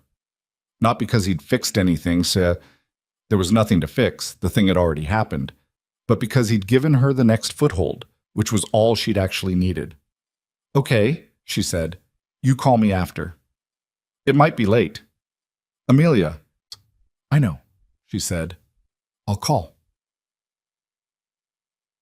She fired Nathan Reeves at 4:30 that afternoon. She told Ethan about it at 9:15 that night, after Lily was asleep, and she told it the way she told things when they'd been difficult, and she'd gotten through them and was now running on the thin fuel of being past it. Nathan had been shocked. That was the word she used, shocked, and she said it with a kind of bitter flatness that told him the shock itself had bothered her, the fact that Nathan had seemed genuinely unprepared to be caught, despite having done the thing he'd been caught for. He said he needed the money, she said, that the competitor had offered him a consulting arrangement that was— he made it sound like a technical arrangement, like it was a gray area. He actually used the words gray area. She paused. "It wasn't a gray area. It was theft." "What did you say?" "I said I was sorry he'd made the choices he made and that his employment was terminated effective immediately and that he'd be hearing from our legal team." She was quiet for a moment. "I didn't yell. I thought I might, but I didn't." "How do you feel?" A pause longer than usual. "Like something I built has a crack in it that I need to look at directly." She said it carefully, like she'd been thinking about how to say it, and this was the version she'd landed on. "The company's fine. We'll file the legal claim. We'll protect the product. All of that is manageable." A beat. "But I keep thinking about trust, about how I allocated it and what I used to make that decision and whether I was too, whether I wanted loyalty from my team so badly that I stopped seeing clearly." "Is that what happened?" "I don't know. Maybe." She was quiet. "My father used to say that the most expensive mistakes are the ones you make when you already know the person, because you're not evaluating them anymore. You're just trusting the history." He thought about that. "Is that wrong?" "No. I think he was right." A pause. "I think I just have to hold both things. That I trusted Nathan reasonably, based on 5 years of evidence, and also that I missed something I could have seen." "That's accurate." "It doesn't feel good." "It's not supposed to." She breathed out. "I hate when you're right." "You say that a lot." "You're right a lot. It's genuinely annoying." He heard the smile in it. Small and tired, but real. He leaned back in his desk chair and looked at the ceiling of his apartment and thought, there she is. The version of her that was actually in there, underneath the long day and the difficult afternoon, intact and sharp and herself. "Get some sleep," he said. "I will." A pause. "Ethan." "Yeah. Thank you for the call this afternoon, for—" She stopped. "I called you before I called my counsel." "I know. I just wanted you to know that I noticed that." "What did you notice?" "That you're the person I call first now." She said it with the directness she used for things she'd decided to stop managing. "That's not nothing." "No," he said. "It's not." The conversation with Sophie happened in April, on a Wednesday evening, in the way the important conversations with Sophie always happened. Not because he'd planned them, but because she opened a door and he walked through it. She was at the kitchen table with her homework, and he was making dinner, and she said without looking up from her worksheet, "Are you and Amelia together?" He stirred the pasta and took a moment. "What makes you ask?" "Because I'm 8, not 4. She looked up. You talk to her every Tuesday and Thursday and sometimes other days. She called Dorothy. She came to the airport. She listed these with the precision of someone who'd been paying attention. Lily calls you by your first name, but she says it the way I say. She stopped. The way you say what? Sophie looked at him directly. The way I say Dad. He turned the heat down on the stove and turned around and leaned against the counter. Yeah, he said. We're together. Sophie looked at him for a moment. How long? A while. We were taking it slow because of you and Lily. We? She raised her eyebrows in a way that was so precisely clear that it still got him sometimes. Sophie and Lily were the reason you were taking it slow, or Sophie and Lily were the reason it was taking so long to admit it. He looked at his daughter. Those are different things, she said. Yeah, he said. They are, both probably. Sophie appeared to absorb this with the equanimity she brought to most things. She went back to her worksheet. I like her, she said, like it was a conclusion she'd reached previously and was now filing formally. I know you do. And Lily likes you. I know that too. Sophie was quiet for a moment, writing something. Is it weird with Mom? He'd expected that question. He'd been waiting for it in the back of his mind for months, not with dread exactly, but with the awareness that it was there, that Sophie had a picture of her mother in her room and a particular gravity around certain conversations that told him she thought about Claire more than she always said. Sometimes, he said honestly, it doesn't feel like one replaces the other. It feels like, he thought about how to say it accurately. Your mom was something specific. Amelia is something specific. They're not in competition. Sophie considered this for a long moment.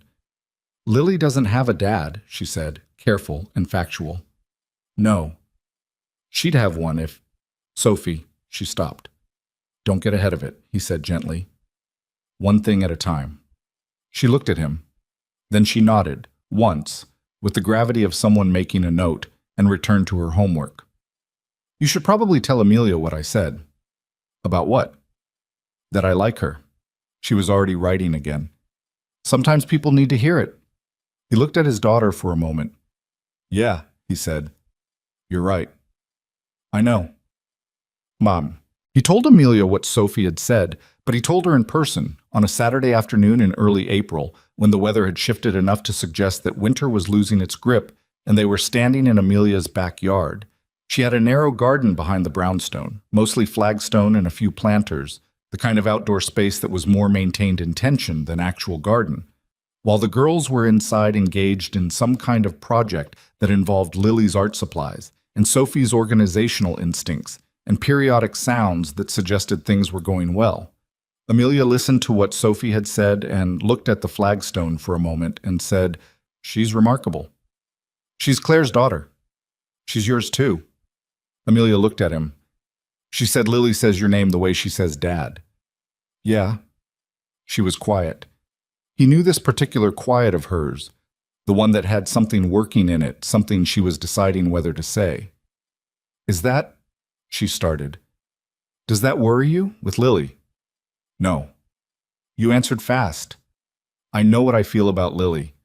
He said it plainly because it was plain, even if it had taken him a while to stop examining it for complications. It's not a problem for me. Amelia looked at him. She's going to ask, she said. She already asks. She asks me if you're going to stay, and I tell her yes, and she asks how I know, and I... She stopped. I don't have an answer she can hold on to yet. He understood what she was saying. Lily needed something concrete. She was 6, and she'd been given and lost enough that she'd learned to inventory, to check the weight of things against prior disappointments, to ask questions she'd asked before because the answers hadn't held. What would make it concrete for her? He said. Amelia looked at him steadily. You know what would make it concrete? Yeah. I'm not saying it as pressure. I know you're not. I've never been someone who... She stopped. I spent a long time being self-sufficient because I had to be, and because I was good at it, and because wanting things from other people had historically... She stopped again. I'm saying this badly. You're saying it fine. I don't want you to propose to me because Lily needs security, she said. And there it was, clean and direct, the actual thing. I don't want that to be the reason. If there's ever a reason. He looked at her. The April afternoon was still cold enough to see their breath in the shade, and she had her coat pulled close, and she was looking at him with the expression she had when she'd made the decision to say the true thing and was now living with the exposure of having said it. That's not why, he said. Okay. I mean that. I believe you. She held his eyes. I'm still naming it, so we both know it's named. Fair enough. She nodded once and looked back at the planters, which had the abandoned quality of late winter containers that hadn't been refreshed yet. I should put something in those, she said. Lily wants to grow strawberries. Sophie told her it was too early in the season, and she said she didn't care, and Sophie said she'd help anyway. He smiled. Of course she did. Your daughter, Amelia said, and there was warmth in it, proprietary warmth, the kind that came from someone who'd started to feel that the thing belonged to her too. She just absorbs Lily and takes responsibility for her. She doesn't make a thing of it. She gets that from Claire, he said, and then she gets it from herself too. Amelia looked at him. She decided Lily was hers to look out for, he said. That's Sophie. Nobody taught her to do that. Something crossed Amelia's face. Not sentimentality, something more fundamental. My daughter is lucky, she said, to have your daughter. He thought about what Sophie had said at the kitchen table. Sometimes people need to hear it. Sophie thinks Lily's the lucky one, he said. She didn't say it that way, but that's what she meant. Amelia pressed her lips together briefly. They're going to be hell when they're teenagers, you know, both of them. Coordinated hell, he agreed. Sophie will plan it. Lily will execute. We're outnumbered. Completely. She turned to look at the back door, where through the kitchen window they could see Lily pressing her face against the glass in a way that communicated she wanted them to come back inside. Sophie appeared behind her and pulled her away from the glass with the patient authority she'd developed. Come inside, Amelia said, not loudly, through the glass. The girls disappeared from the window. Amelia started toward the door and Ethan caught her hand. She stopped and turned and looked at him. I know what the reason is, he said. When there's a reason. I want you to know that. She looked at him for a moment. The wariness was thin today. Not gone. It would probably never be entirely gone. It was part of her the same way his particular kind of silence was part of him. But thin, the way armor got when it hadn't been needed for long enough that you forgot to keep it heavy. Okay, she said, and then she squeezed his hand once and turned and went inside. And he followed her, back into the warmth of the kitchen, where the girls were at the table with art supplies and Biscuit was under Lily's chair maintaining his usual vigil, and the afternoon was ordinary and complicated and entirely theirs. The conversation that cracked everything open happened not between Ethan and Amelia, but between Ethan and Lily on a Tuesday evening in late April when it was just the two of them, by accident. Amelia had a late call, something with a legal team on the Reeves situation that had run long, and Sophie was at a friend's house for the evening, and Ethan had picked Lily up from aftercare and brought her back to his apartment because it was closer and Amelia was going to come directly from the office. Lily had eaten half a bowl of pasta, which he considered a reasonable outcome, and was now sitting on the kitchen floor with Biscuit and a pack of markers coloring in a workbook with focused industry. He was cleaning up the kitchen when she said without looking up, Is this our home too? He stopped. What do you mean? Me and Mama. She was still coloring. Sophie says this is her home. Is it ours too? He set the dish down and turned around and looked at his kitchen, the specific, worn, lived-in reality of it. Sophie's drawings on the refrigerator, Biscuit's bowl by the back door, the coffee maker Amelia had used enough times that she'd started to learn his settings. Do you want it to be? He asked. Lily looked up. Yes, she said, with the completeness of a child who'd thought about it and wasn't hedging. Then, yes, he said. It's yours too. She looked at him for a moment with the direct, evaluating gaze she'd had since the night at the restaurant, the one that saw more than most people expected from a 6-year-old. Are you going to be my dad? She asked. The kitchen was very quiet. He crossed to the kitchen floor and sat down on it, which put him at her level, which felt important. Biscuit immediately repositioned himself between them with his head on Ethan's knee. "Is that what you want?" he asked. Lily looked at him with absolute seriousness. "My other dad doesn't know me," she said. "He left when I was little." She said it the way children said facts that had been painful long enough to become just true. "You know me." "I do," he said. "You know Gerald." "I know Gerald." "You came back," she said. It wasn't accusatory, not a challenge, just documentation. "You came back," meaning, this is the data I have, this is the thing I'm building on. "I came back," he said. Lily picked up a purple marker. "Then yes," she said, "I want you to be my dad." She returned to her workbook, like the matter was settled, the way she settled things that she'd made up her mind about. "You can tell Mama I said so." He sat on his kitchen floor with his hand on a beagle's back and looked at a 6-year-old coloring a picture of a horse and felt something shift in him that had been moving for a long time, slowly, since a night at a waterfront restaurant when a child he'd never met had taken his hand and asked him to stay. He told her he'd see her again. Then he'd seen her again. Then he'd come back. Now she was telling him, with the matter-of-fact certainty of a child who'd decided to trust the evidence, that he was hers, that she'd already made the choice, that she was just waiting for the adults to catch up. He sat there on the kitchen floor until he heard Amelia's key in the door, and then he stood up, and when Amelia came in and looked at his face, she stopped. "What happened?" she said. He glanced at Lily, who was still coloring without looking up. "Ask her," he said quietly. Amelia looked at her daughter. Lily looked up. "I told Ethan I want him to be my dad," Lily said, with the complete composure of someone reporting something obvious. He said yes. She looked at Ethan. "You did say yes." "I did," he said. Lily nodded, satisfied, and went back to her horse. Amelia stood in the doorway of his kitchen with her coat still on and her bag still over her shoulder and looked at him, and the expression on her face was the most unguarded thing he'd ever seen from her, past the armor, past the composure, past the careful management of everything she felt. Just her, actual and overwhelmed and trying to hold it together in a kitchen doorway while her 6-year-old colored a horse on the floor. He crossed to her.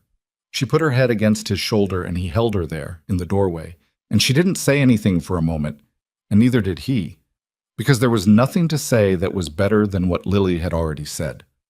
The kitchen was warm. Biscuit's tail was moving against the floor. Outside, the April evening was settling into dark, and the apartment was the specific quiet of a place where enough people were present to fill it without crowding it. Amelia straightened up after a moment and wiped her face with the back of her hand, not embarrassed about it, just practical. She looked at Ethan. "She told you to tell me," she said. "She did." A breath. "She planned this." "She's 6. She absolutely planned this." Amelia looked at her daughter with an expression that was exasperated and full of love. "Lily." Lily looked up. "What? Did you plan this?" Lily considered the question with visible deliberation. "I thought about it," she said, which was not quite the same thing, and she clearly knew it. Then she went back to her horse. Amelia looked at Ethan. He looked at her. They both looked at Lily. 6 years old, Amelia said. "Already running strategy," he said. "Where does she get that?" He didn't answer that because the answer was probably from you, and it didn't need to be said. The proposal didn't happen the way Ethan planned it. He'd had a plan. He'd thought it through the way he thought through most things that mattered, not obsessively, not with spreadsheets or timelines, but with the quiet, methodical attention he brought to situations where the wrong move had lasting consequences. He knew what he wanted to say. He'd even settled on a place, the harbor, somewhere near the water, somewhere without the noise and performance of a restaurant, somewhere that was just the two of them and the honest thing he wanted to put in front of her. He had the ring. He'd bought it 6 weeks after he came home from Amman, at a small jeweler in Cambridge that Marcus's wife had recommended, a woman who'd looked at him for exactly 30 seconds when he walked in and said, "You have no idea what you're looking for." And he'd said, "Correct." And she'd shown him 3 options, and he'd known immediately which one was right. Not ornate, not the kind of thing that performed wealth, just a clean, well-made thing with a single stone that caught light without demanding attention. He'd taken it home and put it in the back of his sock drawer and told no one, which had lasted exactly 4 days before Sophie found it by accident, while looking for a missing phone charger, and came to the kitchen doorway and said, "I wasn't snooping." And he'd said, "I know." And she'd said, "When?" And he'd said, "I'm working on it." And she'd nodded once and walked away and hadn't mentioned it again, which was the most disciplined thing he'd seen her do in 9 years. The plan was the harbor, a Sunday afternoon. Lily and Sophie at a birthday party that Sophie had been invited to and that Lily had been attached to by virtue of Sophie deciding she could come. He had a 3-hour window. He had the ring in his jacket pocket. He had, more or less, the shape of what he wanted to say. What he didn't plan for was Amelia calling him at 8:30 that Sunday morning before the girls were up and saying in the quiet, careful voice she used when something was fragile, "Can you come over?" Not a question. He went. She was in her kitchen when he arrived, sitting at the table with both hands around a coffee mug, which she did when she was using the mug as an anchor rather than for the coffee. She was still in her pajamas, which was unusual for 9 in the morning. Amelia was functional and dressed before 8 as a rule, not from compulsion, but because it was how she'd organized herself for years, the discipline that kept everything else in motion. He sat down across from her and waited. "I got a call last night," she said. "After you left." She looked at the table. "From Daniel." He placed the name. It took a second. Daniel Whitmore, the man who'd left when Lily was 18 months old, who'd graduated from less present to absent with no real explanation, and who existed in the background of Lily's life as a shape rather than a person. Amelia had mentioned him exactly twice in the months Ethan had known her, both times with the flat, contained quality of someone discussing a financial loss. Acknowledged, quantified, filed. "What did he want?" Ethan said. "He wants to see Lily." She said it without expression, which was itself an expression. "He says he's been doing some work on himself." That's the phrase he used, "work on myself." "He says he wants to be present." She looked up. "He's been absent for 4.5 years. Lily doesn't remember him. She knows he exists because I told her the basic truth, that her father lives somewhere else and isn't part of our day-to-day life, but she doesn't have any picture of him. He's not a gap in her life. He's just..." She stopped. "He's just not there." "What did you say?" "I told him I needed to think about it." She looked at the coffee. "I've been thinking about it since midnight." Ethan sat with that for a moment. He knew what was underneath the question, not just the logistics of it, whether Daniel Whitmore had the right or the standing or the stability to walk back into a life he'd vacated, but the more complicated thing, the thing Amelia was sitting with at her kitchen table at 9 in the morning in her pajamas with both hands around a mug, what it meant for Lily, what it meant for what had been built, whether the arrival of a biological father disrupted the shape of a family that was in the process of becoming real. "Tell me what you're actually afraid of," he said. She looked at him. "Which part?" "The part that kept you up until midnight." She was quiet for a moment. "That she'll want him," she said. "That's the real one. That he'll show up and that there's something in her that's been waiting for exactly this, and I won't have known it was there because she didn't know either. And he'll step into a space I thought was..." She stopped. "I thought was yours." He held her eyes. "And then I feel guilty for thinking that," she said, "because it's not about me. It's about what's right for her. And what's right for her might be knowing her biological father, even if he doesn't deserve the chance, even if the chance costs something." She'd gotten there herself. She'd been working through it since midnight and had arrived at the part she didn't want to say out loud, the part that was about Lily's needs and not about Amelia's fear, and she'd said it anyway, which was the thing about Amelia that had been consistent from the beginning. She was honest about the ugly parts, eventually, even when it cost her. "You're right," he said. "What's right for her is the question." "I know." "Not what's right for you." She flinched just slightly. "I know that too. Amelia." He waited until she looked at him directly. "Whatever Lily needs, whatever that looks like, it doesn't change what I am to her. What we've built. That's not contingent on whether Daniel Whitmore is in the picture or not." He paused. "She told me I know her. She's right. That's not something he can walk in and replace with good intentions and an apology. Amelia looked at him for a long time. She asked you to be her dad, she said. She did. You said yes. I did. She set the mug down. I need you to mean that, not as a concept, as a thing that holds even when it gets complicated. It's going to get complicated, he said. That's not a reason. No, she said. It's not. They sat in her kitchen in the Sunday morning quiet, and she looked at the table and he looked at her, and the situation was what it was. Not simple, not clean, not the version where the complication didn't exist, and neither of them pretended it was otherwise. I'm going to call him back, she said finally. I'm going to tell him that I'm willing to discuss a structured arrangement. One meeting, supervised, in a neutral setting, before anything further. And I'm going to talk to Lily first, honestly, in a way she can understand. She paused. And I'm going to have someone there when I do. I'll be there, he said. She looked at him. I was hoping you'd say that. I know. She reached across the table and took his hand, not dramatically, just placed her hand over his, the way she'd covered his hand in the airport parking garage, and at the kitchen table, and in the front row of Sophie's soccer game, the small repeated gesture that had become its own language between them. Okay, she said. Okay. They told Lily together on a Tuesday evening at Ethan's apartment because Lily was most relaxed there. That had become apparent over months of observation, the way the apartment had become her comfortable geography, the place where she colored on the kitchen floor and argued with Sophie and fell asleep on the couch with Biscuit. Amelia sat on the couch next to Lily. Ethan sat in the chair across from them. Sophie had been told and had gone to her room without comment, which was her version of giving them space. Amelia explained it carefully, in the way she'd thought through over 2 days. Not dramatic, not frightening, just honest and clear at the level a 6-year-old could hold. That her biological father had reached out.